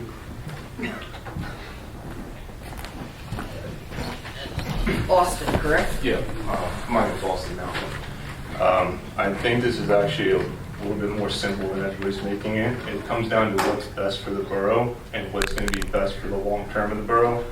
And not only will Cimarron bring in more revenue and make it a more desirable location, I think the argument that it won't promote home ownership is false. I think you want young people in their mid to late 20s, early 30s to come to this town, fall in love, and want to stay here, buy a home, create a family. So I think if you really want to grow this community, grow this borough, you want to have more shops, more apartments. You want to bring people into this area, and you want them to fall in love with it, and then they'll buy. So you want to change that whole thing. I heard you say Boston, but I didn't get your last name. Mountain, like a big one. Oh, gotcha. Yep. I remembered Austin from before, but. Right. Before we go for the votes, is there anyone else from the audience that would like to speak? All right. Anyone else from council? Any last words? All right. Next. Okay, so I have action item 12B. Would anybody like to motion to approve the offer from Cimarron Investments in the amount of $60,000 for the purchase of 400 Locust Street from the borough? So moved. Second. I have a motion by Councilperson Kaufman, second by Councilperson Burgard, to approve the offer from Cimarron Investments in the amount of $60,000 for the purchase of 400 Locust Street from the borough. All in favor? Aye. Anyone opposed? No. No. Great. That carries. So that's the Zink and Littner, no? Yes. Thank you. Can I ask a question? Yes. Not about the purchase, about how we handle the purchase. I have your answers. Do you? Yes, I do. It is sunshine that we have to put. Because I didn't see it in the sunshine law unless there's an addition. It's one of the amendments. Yeah, the newer amendments to the sunshine law make it pretty clear that if there's any kind of exchange of money going on, the public has to have notice of that ahead of time. That's what you're asking. But does it have to specify the amount? As far as the way I have interpreted it, yes. Because to me, not so much I'm selling the property, which I would like to ask Jeff a question on, but when we go to buy a property, first of all, it takes 2 weeks at minimum for us to make a decision on it, at a very minimum. So if I go out and bid, if I post today, 3-day notice, whatever, that I'm going to buy a property for $120,000, that gives everybody in the world 2 weeks, 2 weeks and 3 days to raise that price. I understand that. And I don't think that is what the government is stating. Well, so as part of the Sunshine Act, right, you have the ability to go into executive session to discuss the purchase of real estate, right? And for that exact, what I'm not sure that they realized when they passed the recent amendments to the Sunshine Act is that to make any decision on that purchase, right? You can discuss whether you want to purchase a property or not purchase a property, or what might be wrong with the property or what's right with the property in that executive session. But in order to make a decision to purchase the property for a specific price, you have to do that in an open meeting. Absolutely. And now you have to publish that agenda with that information at least 24 hours ahead of time. Whereas before, you could literally, you had to have the agenda put up on the door at the time of the meeting, and you could hand out copies to people at the meeting. Right. You guys do it, you know, the packet comes out farther in advance. You go above and beyond what the Sunshine Act requires. Well, that's my concern. Yeah. And I don't mean that smartly, and I'm not Yeah. talking about Mhm. hiding anything from anybody. Yeah. By any means. To me, it's protective. It's protection of the borough as well. Yeah. I did not, and if you can, please forward me the amendment you're talking about. Okay. I could not find it anywhere where it Okay. said about adding the brush. I will get that to you, Eric. and, Please. Yeah, we can discuss that, yeah. So my question to Jeff as a realtor, Jeff, obviously by this slight bid war here, you made more money, so that's irrelevant. But can you tell me if, to me it feels wrong that we waited 5 weeks on a published number to make a decision. Can you tell me if that is, in the real estate law, if that is, and to me, it's definitely morally wrong, but ethically, does that violate anything? Well, first of all, I'm not an attorney, so I'm not going to give a legal opinion on anything. But no, I'm not asking, I mean, obviously we have our attorney. I'm asking, obviously you're a broker, Right. so. I have certain ethical confinements. I'm bound by confidentiality. So, and I acted as a dual agent in this transaction with both buyers. Right. Okay? Which it's not difficult. You just can't tell either party what the other party's doing. Right. However, in this situation, I found that both buyers maybe were aware of what was happening in the transaction, not through correspondence with me, but through others. And I think based on your attorney's information, that you're not bound by the same confidentiality duties that I am now. So, Right. so as long as I'm being ethical and I'm following my obligations. Well, no, I'm not questioning you. And I know you're not. What you do is up to you. I can still do my job. It did not interfere with my job. Okay, that's what I want to make sure. No, it just, And I just gained more information from my clients than what I gave them sometimes.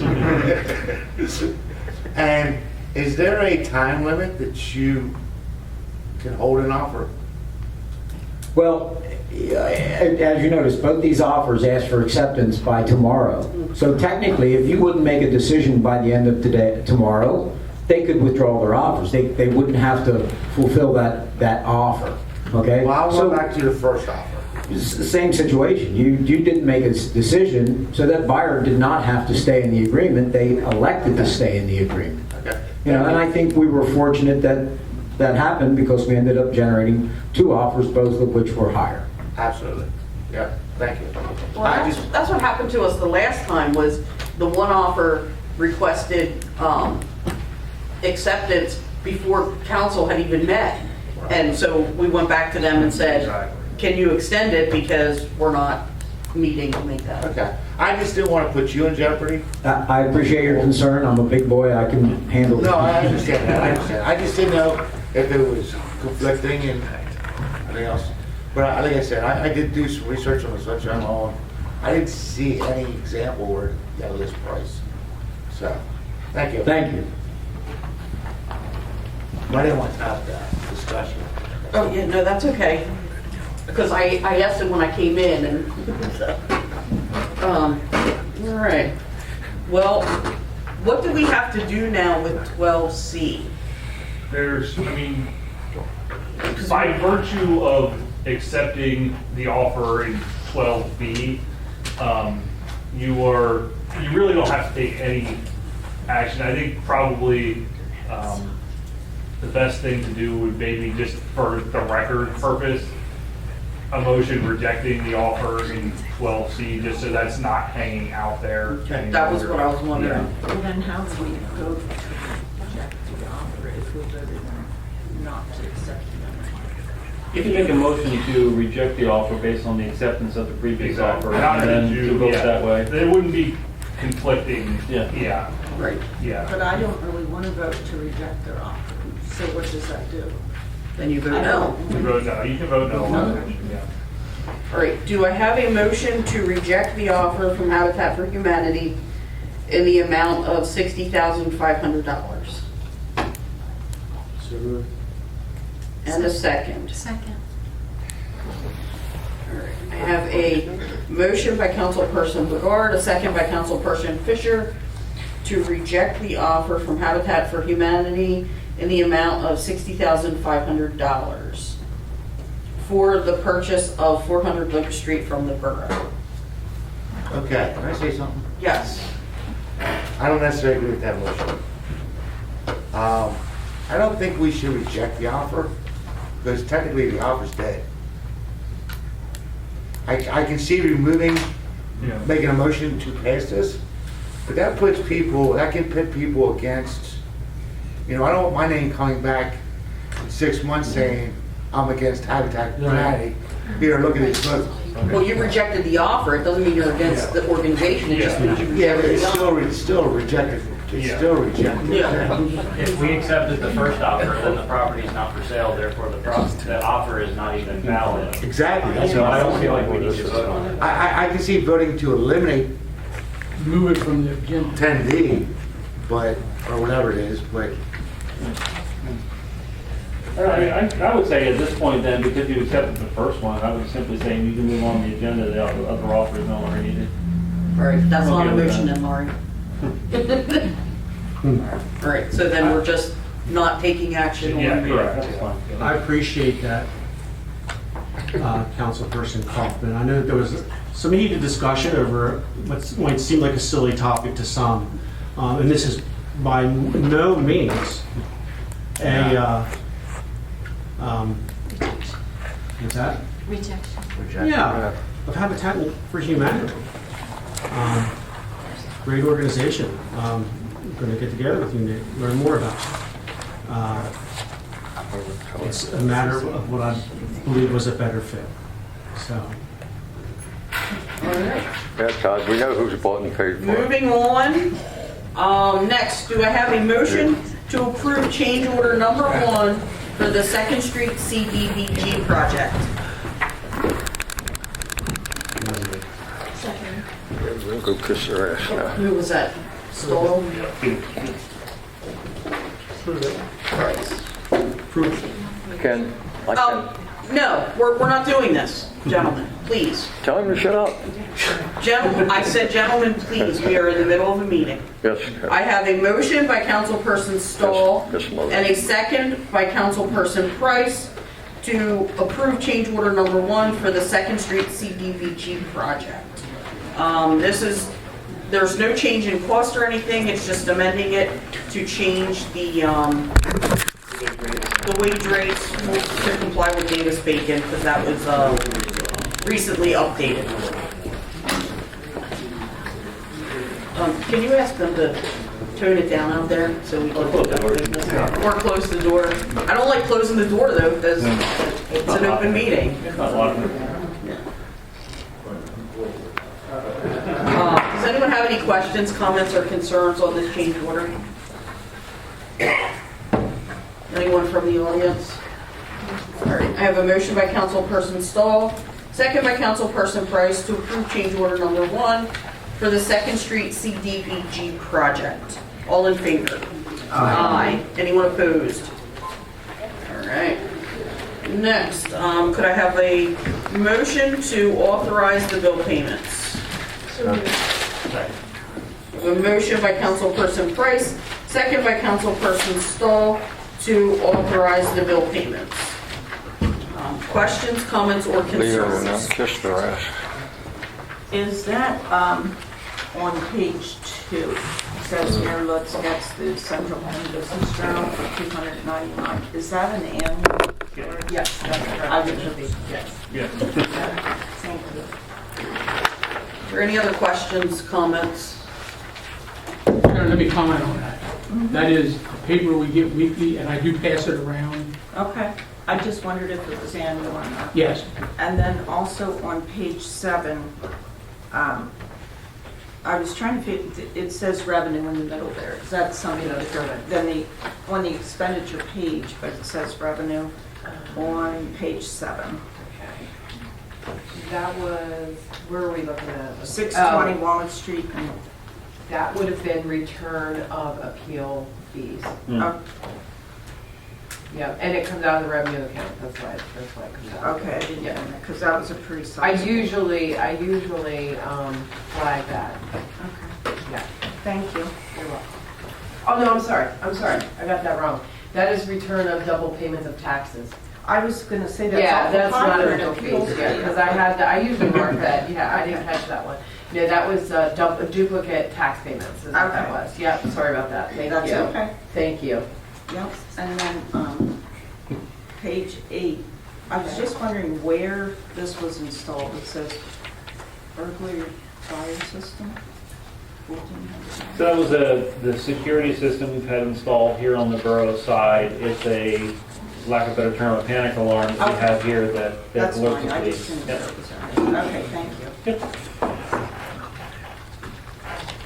All right. Any other questions, comments, or concerns on the bill payments? I have a motion by Councilperson Price, second by Councilperson Stahl to approve the bill payments. All in favor? Aye. Anyone opposed? Next, we have new business. We have a certificate of appropriateness from the applicant, GK 315 Locust Street Apartments LLC, care of Cimarron Management, to install a non-illuminated commercial business sign with State Farm logo and dimensional letters and window and door vinyl signage at 305 Locust Street. Heather, we have Yeah, well- RPM signs here as well. Yeah, and I do want to note that, because it didn't say it in the executive brief, this was approved with no conditions by Carter. That's right. Does anyone want to discuss, question, or make a motion to approve? This is probably needless to ask, but it does follow our new sign ordinances. Yes. Okay. I'll make a motion. To approve? Approve. All right, I have a motion by Councilperson Stahl. Do I have a second? I will second it. I have a motion by Councilperson Stahl, second by Councilperson Zink, to approve the certificate of appropriateness from the applicant GK 315 Locust Street Apartments LLC, care of Cimarron Management, to install a non-illuminated commercial business sign with State Farm logo and dimensional letters and a window and door vinyl signage at 305 Locust Street. All in favor? Aye. Anyone opposed? All right. I'm going to sign this one now, just so I remember.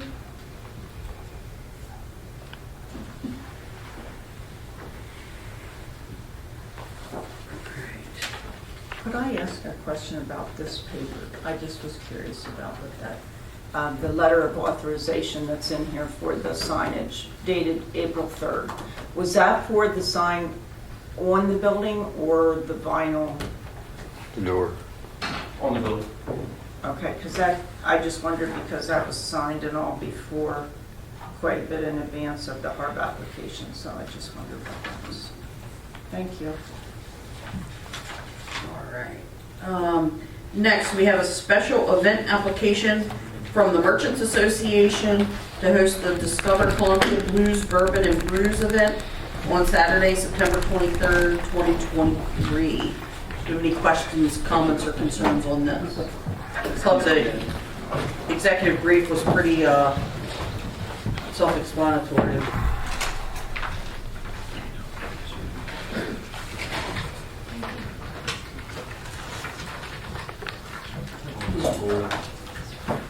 Thank you.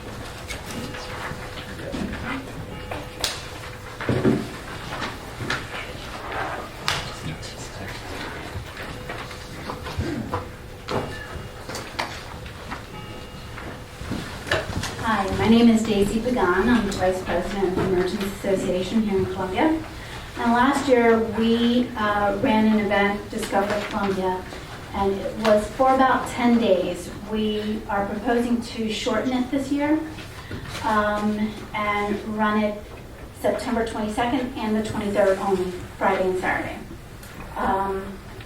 And as I say in my pamphlet there is that we want to kick it off with a band from Bobby Gentile. He's a local artist here in Columbia. And then have a bourbon tasting, a beer and wine tasting, a cornhole tournament, and anchor it with the Macaroni and Cheese Festival that was very, very popular last year and sold out. The last page was our PR statement last year that we released, and it goes over how many people came through town and what our numbers look like as far as merchants were concerned. It was a huge success, but I think that on top of that, it really brought the community together, and we want to grow the Macaroni and Cheese Festival, or I should say the Macaroni and Cheese Festival. Yeah. The map is for clarity reasons. Pam Arnold asked me for a clear specification. The stage is proposed to be put right here on 3rd Street and closing off 3rd Street from Locust to Avenue I with tents along in front of the Market House, and then anchoring it at the bottom where Lanco Smokes is, since they are the host of the cigar rolling event. And he flies that guy in from Dominican Republic. The guy did the seminar last year. It was a huge event. It was standing room only. I know because my husband was there. And the bourbon event was quite nice. Our own Eric Kaufman was there.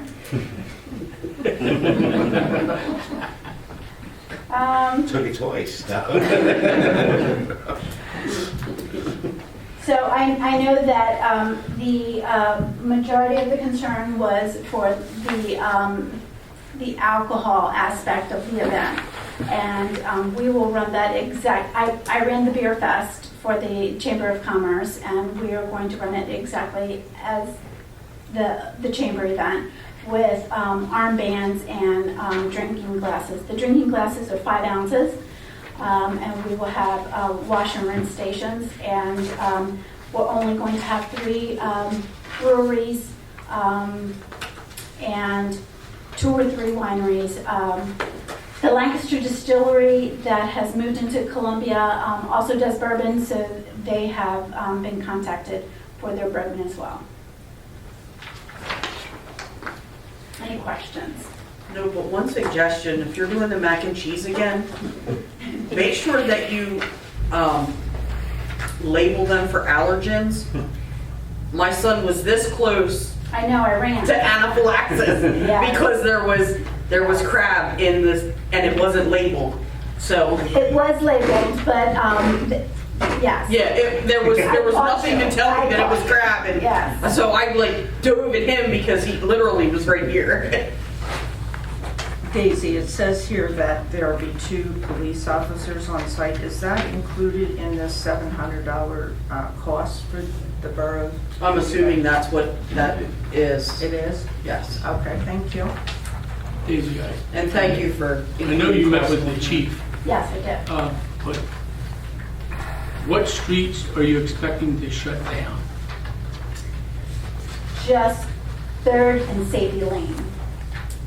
3rd from Locust to Avenue I. Okay, and I noted on your map, the stage is going to be here Correct. at the corner, so that'll almost act as the barrier to the rest of it. Correct. Wonderful, thank you. So now, I understand, I want to make sure I get this. We talked before about for-profit and paying for the costs. Where are we at with that? Well, MAC is a nonprofit. Non-profit, so we don't, okay, so we absorb the 7. Yes. I just want to make sure I understand that. Thank you. And just like the other things, once it's all done, we will make sure that we see how close we were until we get a better idea of the actuals. I have a question. I noticed on the executive brief, I saw this earlier and I completely went out of my head to think about adding it. I only have one motion on the agenda, but there are two motions on the executive brief. Because there is a motion to waive Chapter 77 article on open containers for the event. But it's not on my agenda, and so I'm not quite sure. So, yeah, if that is not on there, then council would need to vote to add that to the agenda at this time, if you'd like. All right, so we can do that now Yes, and not at the No, you don't other necessarily part? have to do it at the beginning. It's nice that you guys have that for that, but it's not necessary. You know me, sunshine.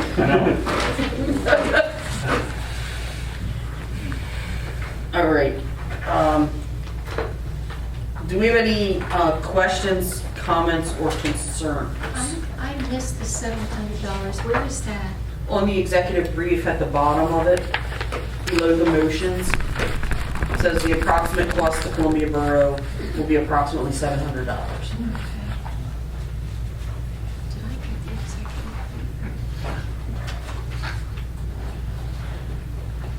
Okay, I'll look for it. Are there any other questions, comments, or concerns? Barb, if you have the PDF up, it's on page 71. I see it. I see it now. Does yours have it on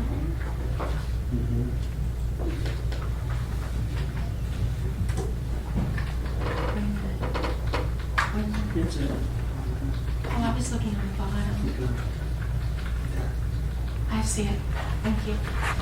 All right, are we going to take action on this evening? I don't have a problem with it. Yeah, I don't either. If we are, the first thing I would like to do is get a motion to add a motion to the agenda to approve waiving Chapter 77, Article I, open containers for this event on Saturday, 9/23/23 from 12 p.m. to 8 p.m. We add that to the agenda. Second. I have a motion by Councilperson Kaufman, second by Councilperson Price, to add a motion to the agenda to approve waiving Chapter 77, Article I, open containers for this event on Saturday, 9/23/23 from 12 p.m. to 8 p.m. That is now on the agenda. We will consider that as item 13B1. You didn't vote. I know we didn't vote yet. I'm just saying it's added to the agenda. Does anyone have any questions, comments, or concerns on that specific motion? That part of it? Yes, Frank?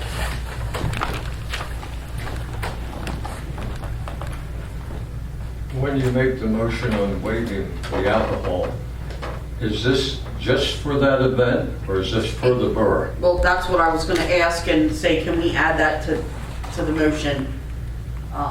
To say that this waiving the open container is only for 3rd Street from Locust to Avenue I. On And Saturday, Sadie Lane. on that date. On those Correct. dates. Yeah. It's not for everyone, it's not a free-for-all. Correct.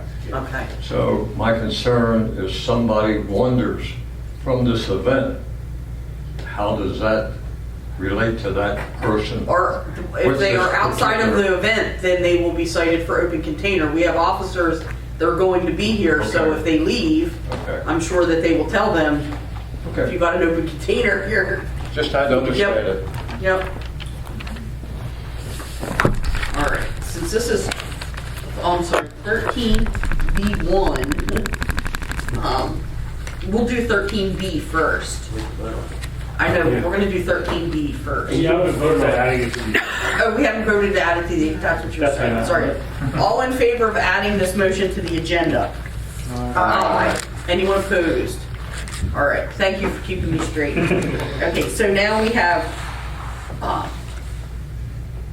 agenda item 13B Do I have a motion to approve the special event application from the Merchants Association of Columbia to host the Discover Columbia Blues, Bourbon, and Brews event on Saturday, September 23rd, 2023, closing 3rd Street from Locust to Avenue I and closing Sadie Lane?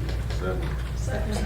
I have a motion by Councilperson Kaufman, second by Councilperson Price, to approve the special event application from the Merchants Association of Columbia to host the Discover Columbia Blues, Bourbon, and Brews event. All in favor? Aye. Anyone opposed?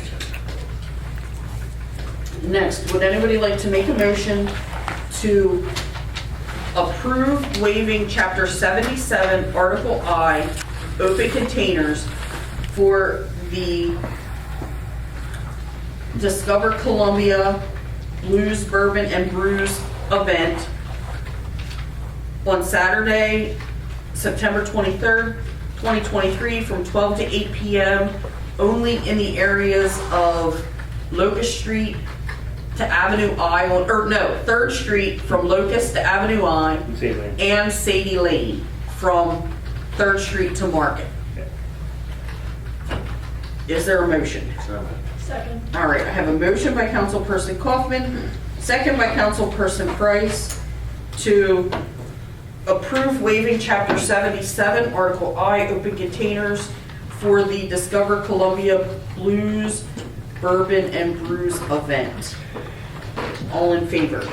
Aye. Anyone opposed? All right. Okay. Say it again. When it's not one here, I gotta remember to keep it all the same. All right, well, there we go. Another good event coming to town. Thank you. All right, next we have, could I have a motion to approve the hiring of Kathy Mary Ritchie Yes. as part-time 10 to 20 hours per week crossing guard for the Columbia Borough Police Department? So moved. Second. I have a motion by Councilperson Price, second by Councilperson Kaufman, to approve the hire Kathy Mary Ritchie as part-time crossing guard for Columbia Borough Police Department. Madam President, Yes. I note here under operating expenditures for 23 and 24, those amounts are incorrect. I thought that. I was like, 23 should be about 3,400, and then 24 would be 6,600 or Yeah. thereabout. I thought they looked really high. I was like, whoa, maybe I need to be a crossing guard. Thank you. All right. Any other questions, comments, or concerns? What hourly rate? I apologize, I did not ask if we wanted to vote on this tonight. I figured this was an easy one, sorry. $17, Frank. $17 an hour. Thank you. You want a part-time job? No, thank you. Okay. Are we at full now? No. Getting there. never be. I know, we'll never be full. All right. I have a motion by Councilperson Price, second by Councilperson Kaufman, to approve hiring Kathy Mary Ritchie as a part-time crossing guard for the Columbia Borough Police Department. All in favor? Aye. Aye. Anyone opposed? All right. Next, we have a contract with Rue Environmental for the River Park Phase 3 historic and environmental clearances. I understand this is part of what we have to do to satisfy the Army Corps of Engineers, which we knew was one of our permitting things. Yeah, this came up in our initial comments from the Army Corps. At the time, just so council understands, we did do our due diligence here. At the time, we reached out to AD Marble, which is who prepared the original clearances for the 462 Bridge project. What the Army Corps is looking for is they're looking for us to do some investigation into any historical either structures or artifacts that could have existed there. However, there is an exemption. There's an exemption that exists if the land has been obviously disturbed. which we know that this area has been heavily disturbed over its use. So 80 Marble's quote was in the range of $13,000, which was robbery in my opinion for what we need here. Borough Environmental is going to do some test pits and basically write a memo to talk about the history of the area, and that we are hoping will get us a clearance. So those are the two that you looked into to do this? Correct. We thought 80 Marble would be simple since they've already done all of the work down there. We were hopeful through this process that the PHMC was going to accept all of the work that was already done for the 462 bridge and area around. It's a very, very detailed study that was done. So this kind of surprised us that they were looking for anything from us. But they wanted a supplemental study done. And again, when we went back to 80 Marble, who did the original one, that's an insane cost. So Borough Environmental is who we have out on the McGinnis site, and so far been impressed with his work. So thanks for explaining that, because I wondered how we decided to pick them. Yep. Yeah, when I got the quote from AD Marble, I reached out to David Rue and said, "What can you do for me?" Thank you. Yep. Any other questions? Yes, Derek, this is phase 1A of phase 3, correct? Yes, if that's, Barb, I don't know if we've officially named them all, but yes, this would be the first part of phase 3. Right, and we haven't really committed to a move forward ahead with phase 3 yet, correct? No, this work is under it's nearly a year ago at this point that you authorized C.S. Davidson to work with land studies and acquire all of the permits needed to do the stream restoration and install the eventual culvert crossings.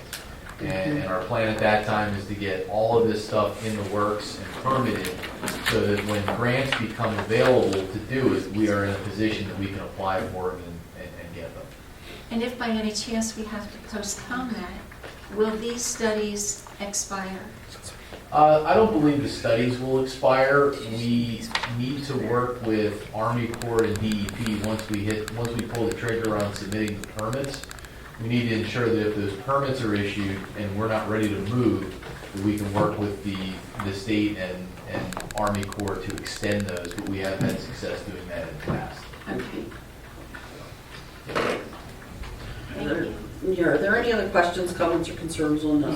I think it would be in our best interest to have the utilities and that done as soon as possible, and hopefully we can secure some funding for that, so that that's done when the bridge work starts. Because we don't know, we don't think they're going to use phase 3, but we don't know for sure what's going to come out there, and I sure wouldn't want to run some heavy equipment over that culvert pipe right now. Yeah, at this point, full disclosure, at this point, we're in a little bit of a holding pattern with phase 3 until PennDOT lets the bridge project and a contractor is awarded. You recall we did provide some right-of-way agreements with PennDOT through River Park. The thing that's unknown right now is what the means and methods of the selected contractor for the 462 project is going to be. That area could be a big staging area with cranes and whatnot there for 2 to 3 years, or it might not be heavily used. We don't know. So what our intention is to continue to move phase 3 of River Park forward, at least the stream and culvert improvement end of things. And then once the contractor is established for PennDOT, we can have a conversation to understand what our window is to be able to get in there and construct. And hopefully it's sooner rather than later, but if it is later, then we'll put a pause on our efforts to make sure that nothing we do is damaged by that. Has the bridge gone out to bid yet? Not yet. December? No, I thought they were putting it out to bid this spring. No, it got delayed because of the shift to study and analyze the US 30 bridge. Right. So they plan on letting the project late summer or fall of this year. Yeah, they're now talking 26 or 27 to shut down the bridge. Right. It's shifted a bit. Yeah. So it's moved 5 years now. All right. Are there any other questions, comments, or concerns on this one? Do we want to take action tonight? I can say, do we have a motion to approve the contract with Rue Environmental for the River Park Phase 3 Historic Land and Environmental Clearances for $4,681? Second. I have a motion by Councilperson Stahl, second by Councilperson Price, to approve the contract with Rue Environmental for the River Park Phase 3 Historic and Environmental Clearances for $4,681. All in favor? Aye. Anyone opposed? All right, next, we have a request to have Borough, have staff work with the engineer to prepare and submit a subdivision plan to subdivide approximately 26 acres from the borough-owned property at 254 Blue Lane. Again, this is the property across the road from where we... The Borough Farm. From the Borough Farm, what's known as the Borough Farm. What most people think of as the Borough Farm. And again, this would be in preparation to sell the property. Questions, comments, concerns? Would anybody like to make a motion to authorize staff to work with the borough engineer to prepare and submit a subdivision plan to subdivide approximately 26 acres from the borough-owned property located at 254 Blue Lane? You want to second it? I'll second.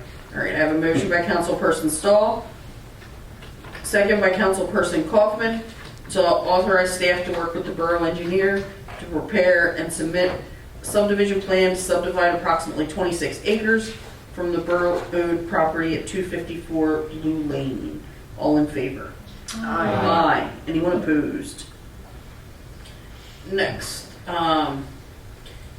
we have to consider the appointment of Solanco Engineering Associates, LLC, as the official sewage enforcement officer. As stated in the executive brief, our sewage enforcement officer has retired, and per law, we have to have one. So, because we do still have some lots that have on-site septic, so we have to have a sewage enforcement officer. There's no financial impact to the borough on these costs because they are all passed on to the individual property owners. Any questions on this? Yes. So is this organization just going to do the old system, or if there's a sewer line replacement, they will do the inspection of that? Only for on-lot septic service. Okay, LASA will continue to do inspection of replacement? Absolutely, yeah. Okay. Now, it says here, staff contacted a few other businesses that provide the service. We don't have any to compare though. No, that's the only one that came back with a solid offer that we can follow through with. Did you get, I don't want to phrase this, are you aware of any other municipalities using their service? Yes, and the reason this all came about is Marv Stoner, who has been the sewage enforcement officer here in Lansing County for probably 40 years, he has now retired. So there was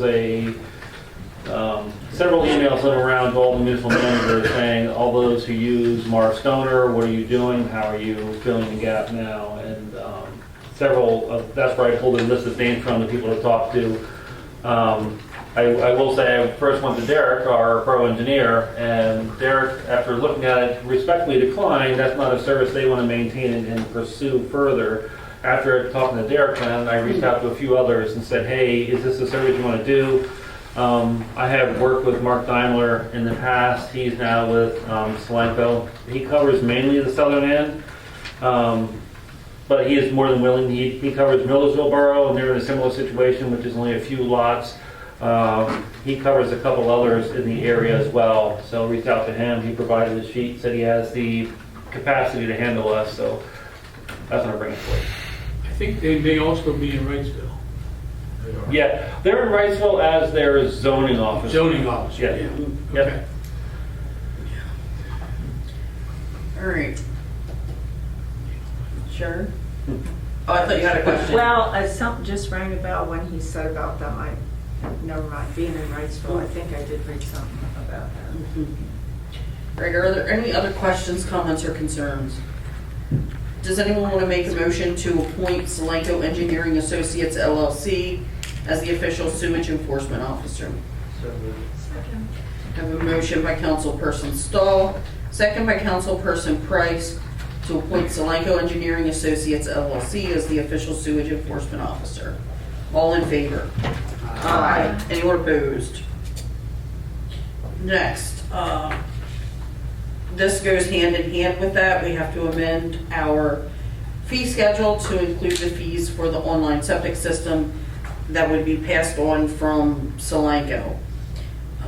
So do I have a motion to adopt Resolution 2023-20, amending the 2023 fee schedule to include the new fees for on-lot septic system review and inspection services? Second. I have a motion by Councilperson Stahl, second by Councilperson Price. What? Nothing. Keep going, it's beautiful. Okay. To adopt Resolution 2023-20 to amend the 2023 fee schedule to include the new fees for on-lot septic system review and inspection services. All in favor? Aye. Anyone opposed? Can I question that a second? Yes. The fee, you're changing the fee to what they charge per hour. Changing to their approved 2023 fee schedule for Solanco Engineering, so that our fees match theirs, so that ours are just pass-through fees to them. Yeah, what I'm getting at is, would it be better for the borough to stay out of this and just have them charge someone for that? I don't know. Or should, As far as I know, or should we add a couple of dollars to it because we're going to do the administration of it? We don't do that much administration. We connect them up. They contact them directly. It's part of their application But through if us. they don't pay, we're on the hook. I don't think so. I think Yeah, we are. in most cases, you would not get a permit until you have paid them. Yeah. Mayor, it'd be the same exact system that you have right now with plan reviews that I do. Is when the land development plan comes in, I will review it, I bill the borough for my time. The borough pays C.S. Davidson and then gets reimbursed by the applicant as part of the closeout of the permit. I'm just trying Yeah. to get around some, to the middle. Yeah. Being the middleman for no fee, that's what I'm getting at. We do have an application fee as part of this that we do collect for part of their. I saw that, yes, thank you. Yep. That answers the question, you're right. Thank you for bringing that up. Yep. Are there any other questions, comments, or concerns on this one? I have a motion by Councilperson, wait, did we vote on this? Yes. We did, right? We Yep. did. The mayor went out of order and he's got me all confused now. No, you didn't answer for any comment or question. I'm all confused. You did the bamboozle. All right, next. Consider the agreement of sale for the purchase of 9.4 acres of land located off Ridge Avenue for $1.35 million for the purpose of relocating the Borough Public Works facility to this location. We've talked about this in executive session. This is purchasing the whole acreage, and we would decide from there if we wanted to subdivide pieces off and sell it, or, any of that information, or any of that, those decisions would be later. But this is just agreeing to the sale, having that signed. You want to vote on this tonight, or are we ready to pull it? We've talked. We talked it and talked it and talked it. My question is, sorry. I was just gonna say, I'm ready to vote on it, get it rolling. I don't mind voting on it, I just was wondering, I can't remember what the discussion was about that, but if there was one. Why are we paying more than the assessed value? Like, we're paying like.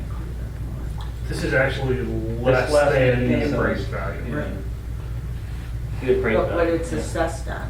Yeah, well, so the assessed value is, at least in most cases, I don't know when the last countywide assessment was done in Lancaster County, but I'm guessing it was a while ago. 2016 or 17. 2016. Somewhere. So the assessed value tries to bring that up to whatever that date is current. And then after that in Pennsylvania, because it's not reassessed every time that a property is bought and sold, they have what's called a common level ratio. And so the fair market value of the property is supposed to be whatever the assessed value is times the common level ratio. You've seen what has happened in the real estate market since 2016, right?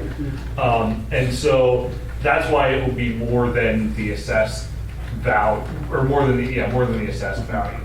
Because this person only bought it a few years ago, though, right? Yes.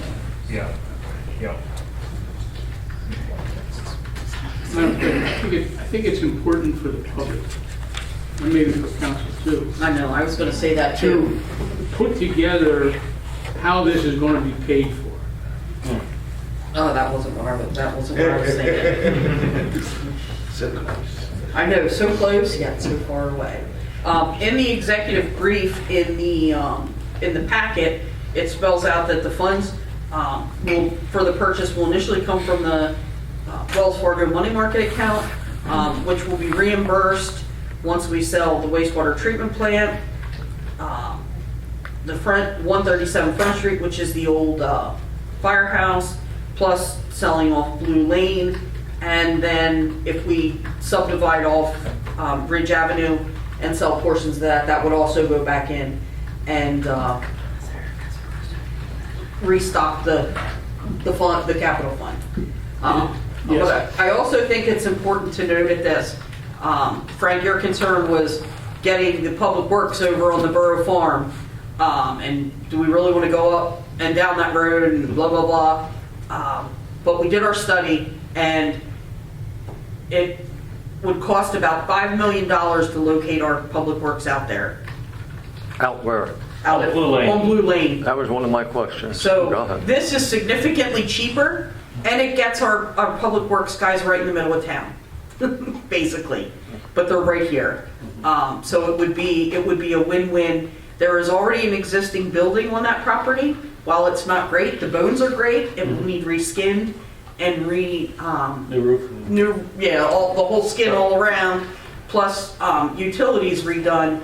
But even with that work plus the purchase price, it's still significantly less than the cost to relocate out at Blue Lane. The other huge plus for this is that there's already public utilities on the site. If we went out to Blue Lane, we would have to do on-site utilities, and which would require maintenance. We don't have that here if we're hooking into public water and sewer. So. But I think it's important, as you phrase it, Madam President, the end result of the real estate transactions in the works will be to a positive side for Columbia Borough. Yes. So that Columbia Borough taxpayers are not going to foot the bill for this transaction. No, and it's all coming from the capital fund, which is not directly your, it's not the same as the general fund.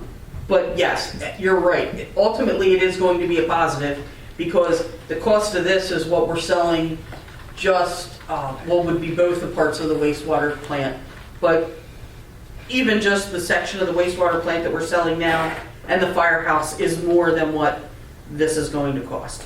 And we would need more to develop. To purchase initially, yes. The building's going to need some kind of work. Right, and so that's why. Do we have any estimates for that? We do. We estimate, and these are based on cost estimates we got from the current owner. He had looked at doing major renovations to that. His business wasn't like ours, but the configuration of the building and the fit out of the building was similar to what we're looking for, and that came in just under $2 million.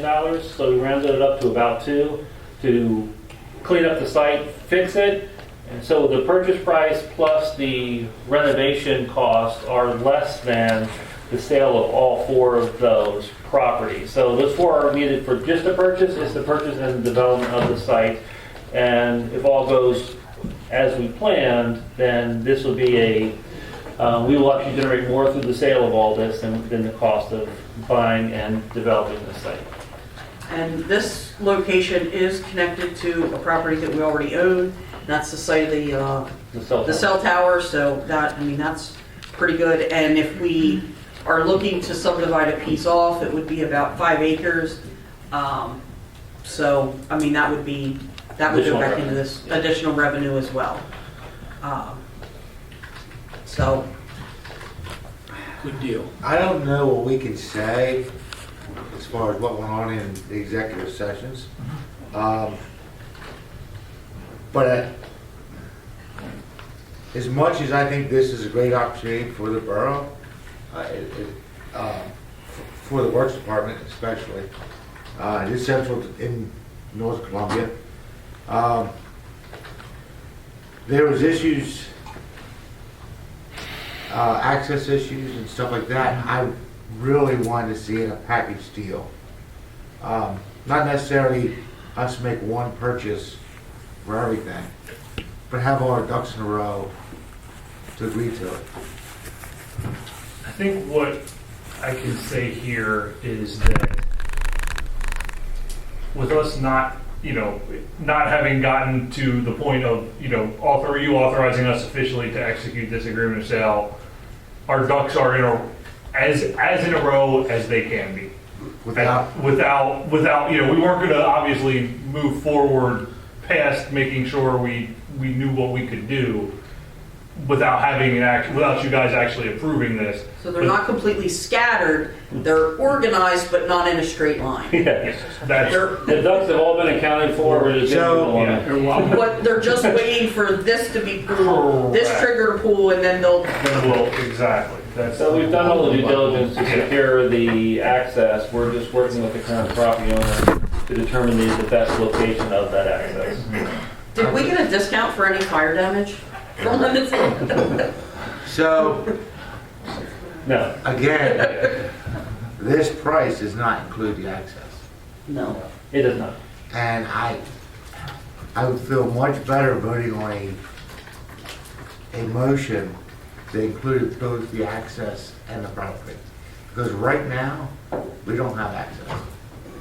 And I don't want to go into, I don't know what I can and can't say. Right. But I can't speak for that. Obviously, some people are okay voting for it. I'm not comfortable voting for it right now. Okay. I'm in favor of it, just not comfortable voting for it right now. Yes, Frank. Can I ask a question first? If all the ducks were in a row, would the price still stay the same? We're going to pay additional funds to secure the access. Okay. How can you all sit there and say this isn't costing the borough anything? No, we said it's not coming out of the general fund. They're not costing any additional funds. Somebody had to buy the firehouse. Who bought that? Well, they're in the process of buying it. The CEDC is. No, we bought it originally. Oh, yeah. Right, so we have money in it, so it's not going to cost us any additional money. What I meant was out of the general fund. Yes, but it wasn't said. I didn't hear a thing, nothing about environmental studies. It's not even in the motion. We know what's there. It's already done. It's already done. Who did that? The environmental study, Frank, was done several years ago. This parcel is under what the state calls an Act 2 remediation. So all the environmental studies were done. There's test wells out there. The test wells have been monitored consistently. So we have contacted DEP. They are well aware of our potential interest of acquiring this. They've looked at it. We actually had ECS, the environmental firm that's doing the work out at McGinnis, just to look over our shoulder, use their expertise to check and go through the Act 2 documents. They checked it. They don't have any concerns with it. So we feel like no additional studies are needed because the property has already been studied and is currently being monitored by the state. If you're safe with that, yeah. I would like to know more about the access. You might open the can of worms. I didn't want to. The current access to the property crosses the stream and it's actually on someone else's property. Oh, And there had been an easement granted to an owner of the Ridge Avenue property to use that bridge over the stream. That access road is currently severely deficient and not safe for anyone to even walk across it. And like I said, it goes across someone else's property. So that's what we mean by the access. okay, I just wondered. Was that too much? No, Because that's all over public yeah. domain, yeah. I just wondered what you were getting into in that, if you buy it and don't have and you can't get an access, is there a way of in the backside of coming in from, I don't know where that goes to, is there a possibility for that? So let me say this, Franco. We've looked at that coming in the back way. We looked at it coming off the extension of Blunston. There could possibly be a way to come through there, but it'd be a little more expensive. The bridge to get across that culvert would be more. What we're asking for right now is to enter into an agreement of sale, have a due diligence period, and before council actually authorizes the sale, we will have everything else secured and locked in. We just need this to enter the formal negotiations with their team and their attorneys to then begin the acquisition process. So before you guys actually have the next vote, which is to spend the money, we will have all the due diligence done. Which includes Access, talking to everything will neighboring come in as- neighbors to get the access. And I'll call it the Kaufman package. Yeah. I kind of know the property. I walked the property. Did council walk the property? I did. I was Some have, invited to yeah. go. Staff I has. would think anybody's voting should walk it, and I'm not against that. No, I agree with you, Frank, but I was not invited to do that. I don't remember. Well, there were questions with the current owner. Technically, no one should be walking the property. Correct. If you step foot on I that did. property, you I are in did. violation Part of of the it. DEP covenant, I which did. is why. I took the chance, Yeah. and I'll. I understand. I'll say Well, a yeah, portion that's of that because the property. fence is in. A portion of. Yeah, First portion, page, yes. Yep. I do agree with him, though. If we're voting to purchase something, it does make sense to actually see it and see what we're getting. Because I'm just taking everybody's word on what I have not seen it, except from the road where whatever is visible. I think your access of 5 million to even for them to go in there, I think you're correct. It might even be more, but the outfit going down to down the road, the Blue Lane there, that was just, I could not believe that you've been thinking about that. I'm halfway thinking about this because it has other possibilities. Well, right. I mean, there is a lot of possibilities there, and it already has what do you call it? Trunked, where loading docks and stuff like that. But it And all needs redone. Yes. You need Well, heating, right. heating system and Right. everything. And garage doors. How much are we getting for the sewer plant and the highway sheds? We haven't closed those sales yet. So we haven't closed those yet. We have an idea.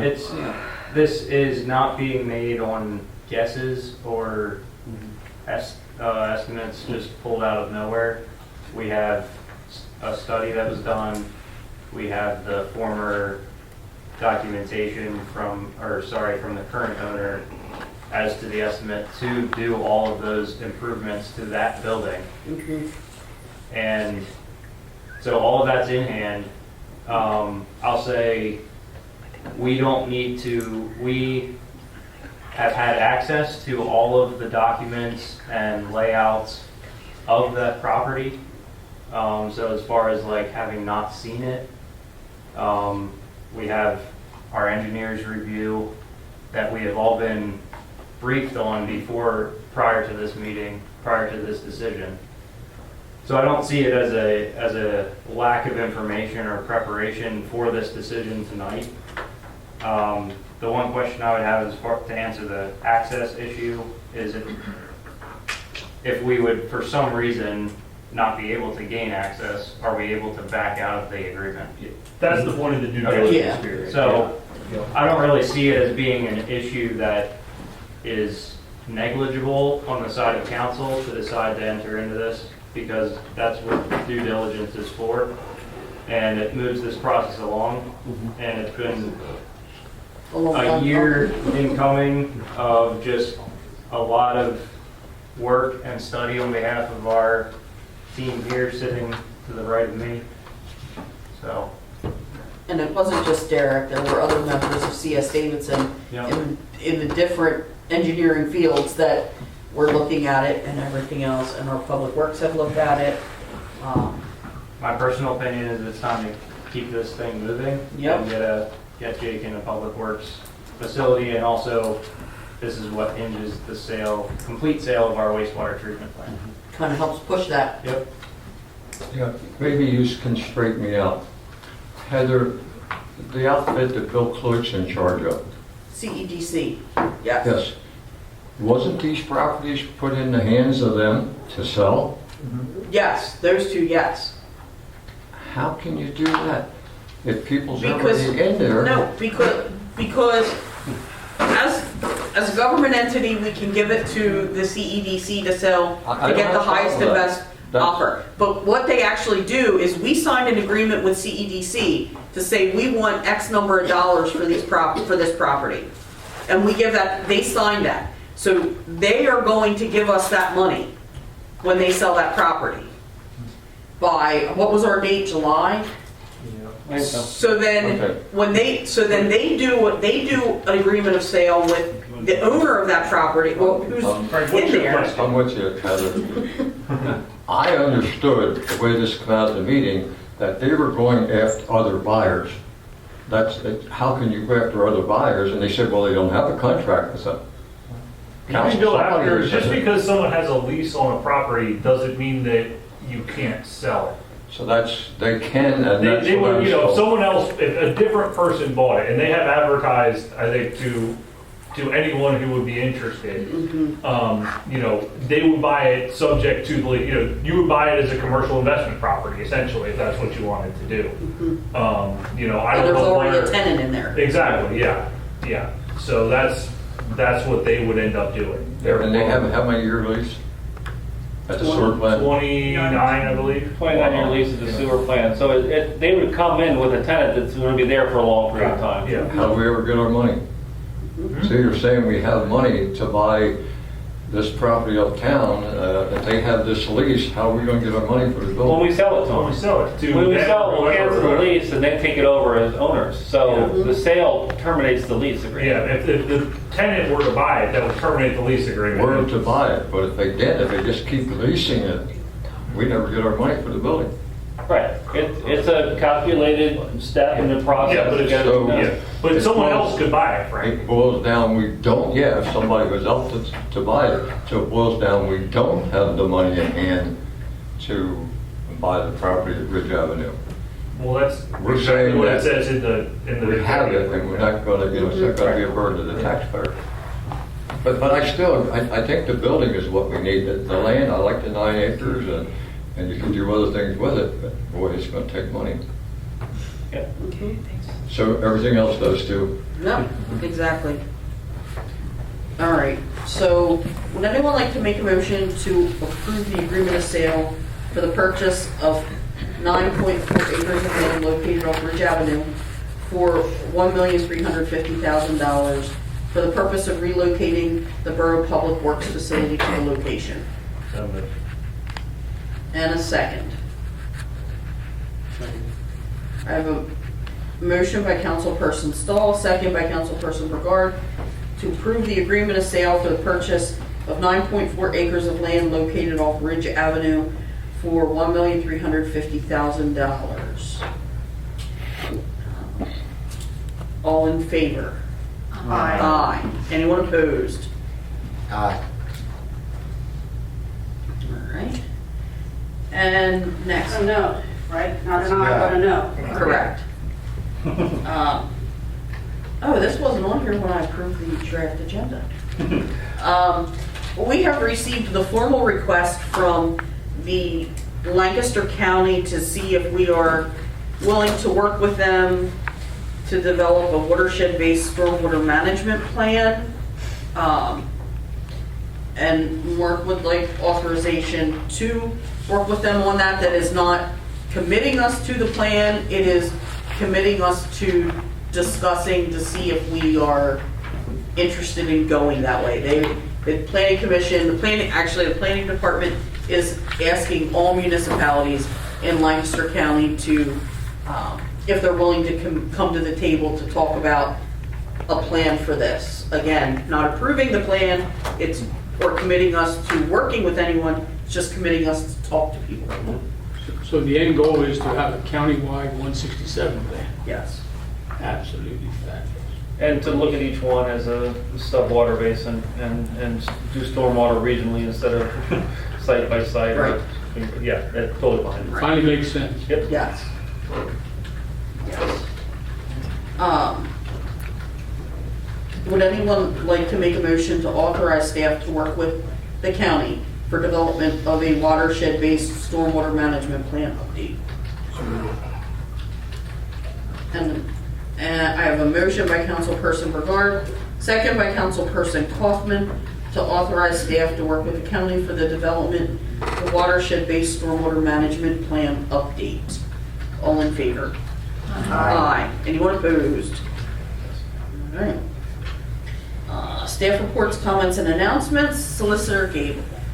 I do not have anything else to add to that. I think you've heard enough about what I've been doing for the last couple weeks. Yeah.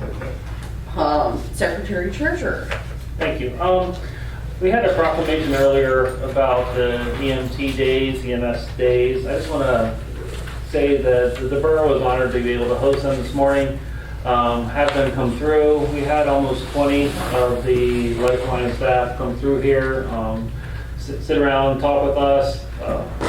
I think a highlight for many of them is they all found out that we have dungeons in the basement of the market house. So we gave tours of the market house and they got to see that, and it was an enjoyable time, but it was honestly an honor and a privilege to be able to celebrate them and all the hard work that they do. So thank you for that. Reminder that our offices are closed this coming Monday for Memorial Day. And finally, staff met with PennDOT a week and a half ago, I think it was, to discuss some details of the 462 bridge. What this involves is they're going to need to cut the guide rail along 441 right by the bridge in order to enter the site there to get to the one pier. There was an ongoing question as to whether the borough officially vacated that, which was Front Street for the 441 relocation. We couldn't find any documentation that it was formally vacated, so they wanted to make sure the borough is okay with them accessing that land just temporarily to get in there and look and do some work on the pier. So we think it's appropriate. It was interesting that Norfolk Southern was very guarded about allowing PennDOT to access their land, and they have a lot of rules and restrictions on how PennDOT can do this. So this takes one of those piers away from that process and allows them to access it right off 441 without obstructing traffic to get to it. So they'll be getting in there soon. They'll have all the safety things in place, but you'll see, for the public to see, you'll see them accessing that one pier right off 441 right there in that site. So the project is still moving forward. We meet with them on a fairly regular basis to discuss it. Chief and I and others have had several meetings to talk about the emergency response during the construction phase of this, and we will continue to move that forward. That's all I have. Thank you. Question, who? What? When is the 462 bridge going to start?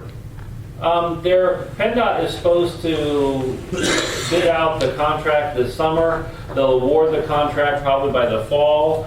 Once a contractor is hired to do that work, they will then establish the timeline, means and methods, and how they're going to do all the work. So until a contractor comes on board, we won't have details as to when the actual construction piece starts. Right. I thought it was moved ahead. It is. And this is part of the moving ahead. They have to get through all these steps to do it. What year will this start? We believe that the contract work will all be completed this year. Mobilization and staging will probably take place next year. The phase 1 of the project is to get underneath the bridge and do work, so the bridge won't be closed during that. So we're hoping that starts in 24 or 25. Thank you. Okay. All right, and I noticed that Engineer Ronaldo is not on here, but he is here. Did you have anything else for us? No? Not a mess. He gave his update last time. Just wanted to shorten his time. Boards, commissions, and committees, there are no more meetings to finish out this month, and we did not get any approved minutes. But I did have a question. Do we know where we're at on the Maple Park project? We got that grant. When is that? Because we're not hearing anything from Parks and Rec. Thank you. I did add it to my update. This week I received all of the signed, approved, fully executed contracts and agreements for the grant. The next step Derek and I have talked about is we have to put out an RFP to get a consultant to come in here and help look at that. We'll get that out the street here soon. Get a consultant selected, then oversee the project as a whole for it. And movies in the park, That's are my we having brother. them this year? He did pass away. Music, yeah, I'm not sure. Yeah, I know we're having music, but movies, normally we approve the expenditure to buy the movies, right? They are scheduled. Did she do that with the license? The thing is, no one's reached out to We me. haven't gotten any Not a single information person, on- And we gotta get on that. We haven't applied for any movie licenses. No, we have not. We gotta get on that, Right. so. Someone needs to let me know, because they gotta pick which movies they want, we gotta see if they're available, and we have to pay for the licenses, so. Right. Yeah. All right, so there's that. Borough Council comments. We'll start over here with Councilperson Small. Councilperson Woods. Okay.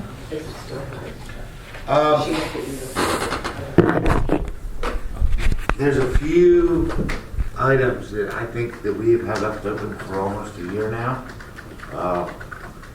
One of them is curb and sidewalks, and I know it brought up today, but we never finished talking about that. You're right, yeah. Another subject that we didn't finish talking about was, my computer just died, I can't think of it. But anyway, my point is, I understand June workshop will probably be canceled. But I really think that we need to pay attention to stuff that we started but didn't finish in the past. The other one I was thinking of was the Airbnb. Why is the workshop being canceled? Well, that's what I was gonna asked if we wanted to Right. cancel it. Right. Certain people aren't gonna be here for that. Oh, So it's,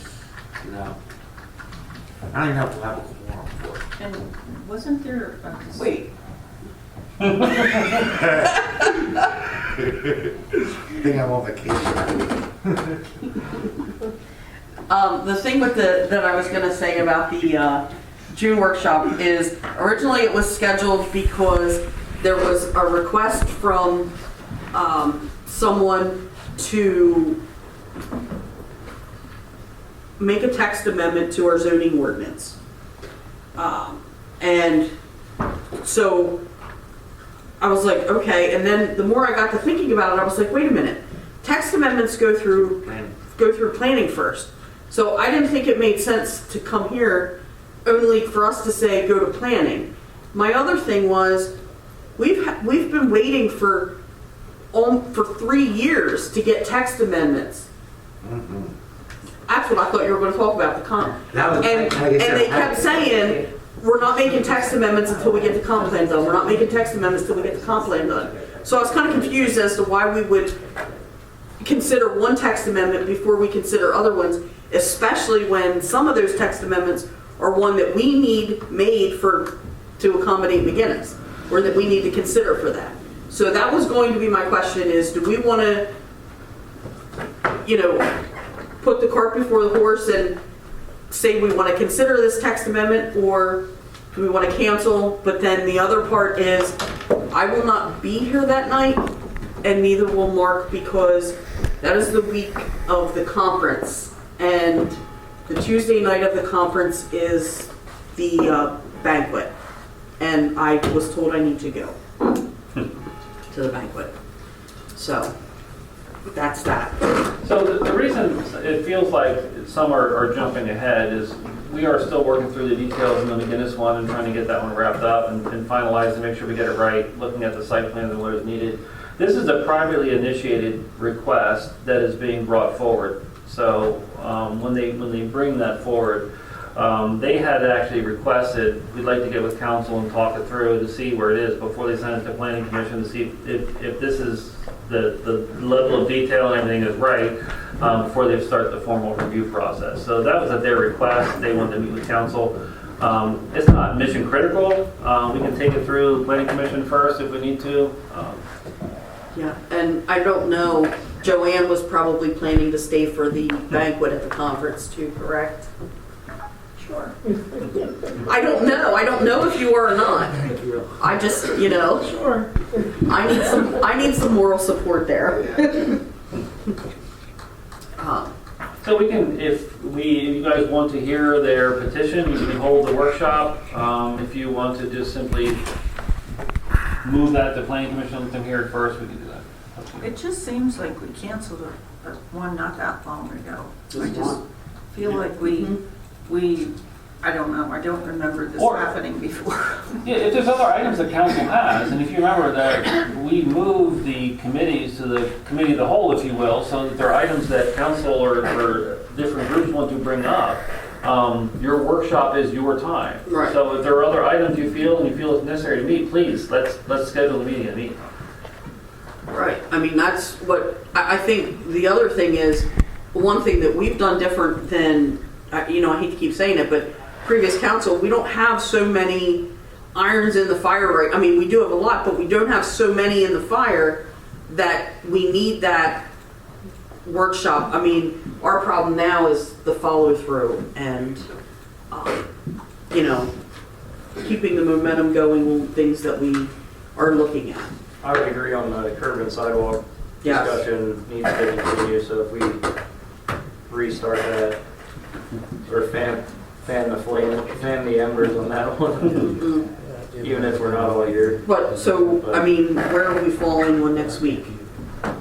Well, could I speak first? Yes. I would also like to add to that agenda that we're 6 months into 2023 and we've not had a follow-up discussion on how we are going to actively work at generating income. And we're going to get to October and November, we're going to look at our budget, and we're going to have the same discussion that we had last year.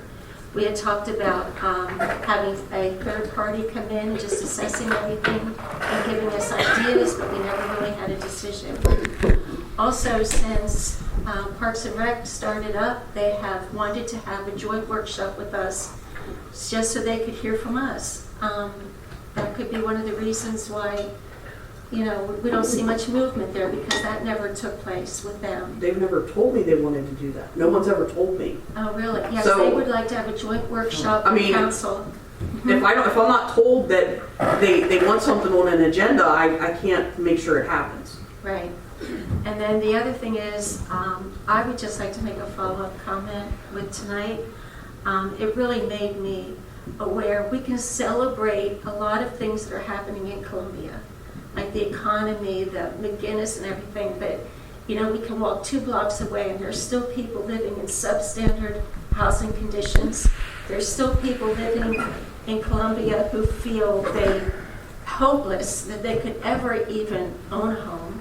So I would like us to have a beginning discussion of developing a Columbia housing authority of some sort where we can actually put legs on the problem and actually assess, our neighborhoods and see where the issues are, address the landlord-tenant problems that we're having, and let's, instead of just having arguments about it, let's have concrete discussions, and let's start working on something to see that change. Those are my thoughts. It's your turn.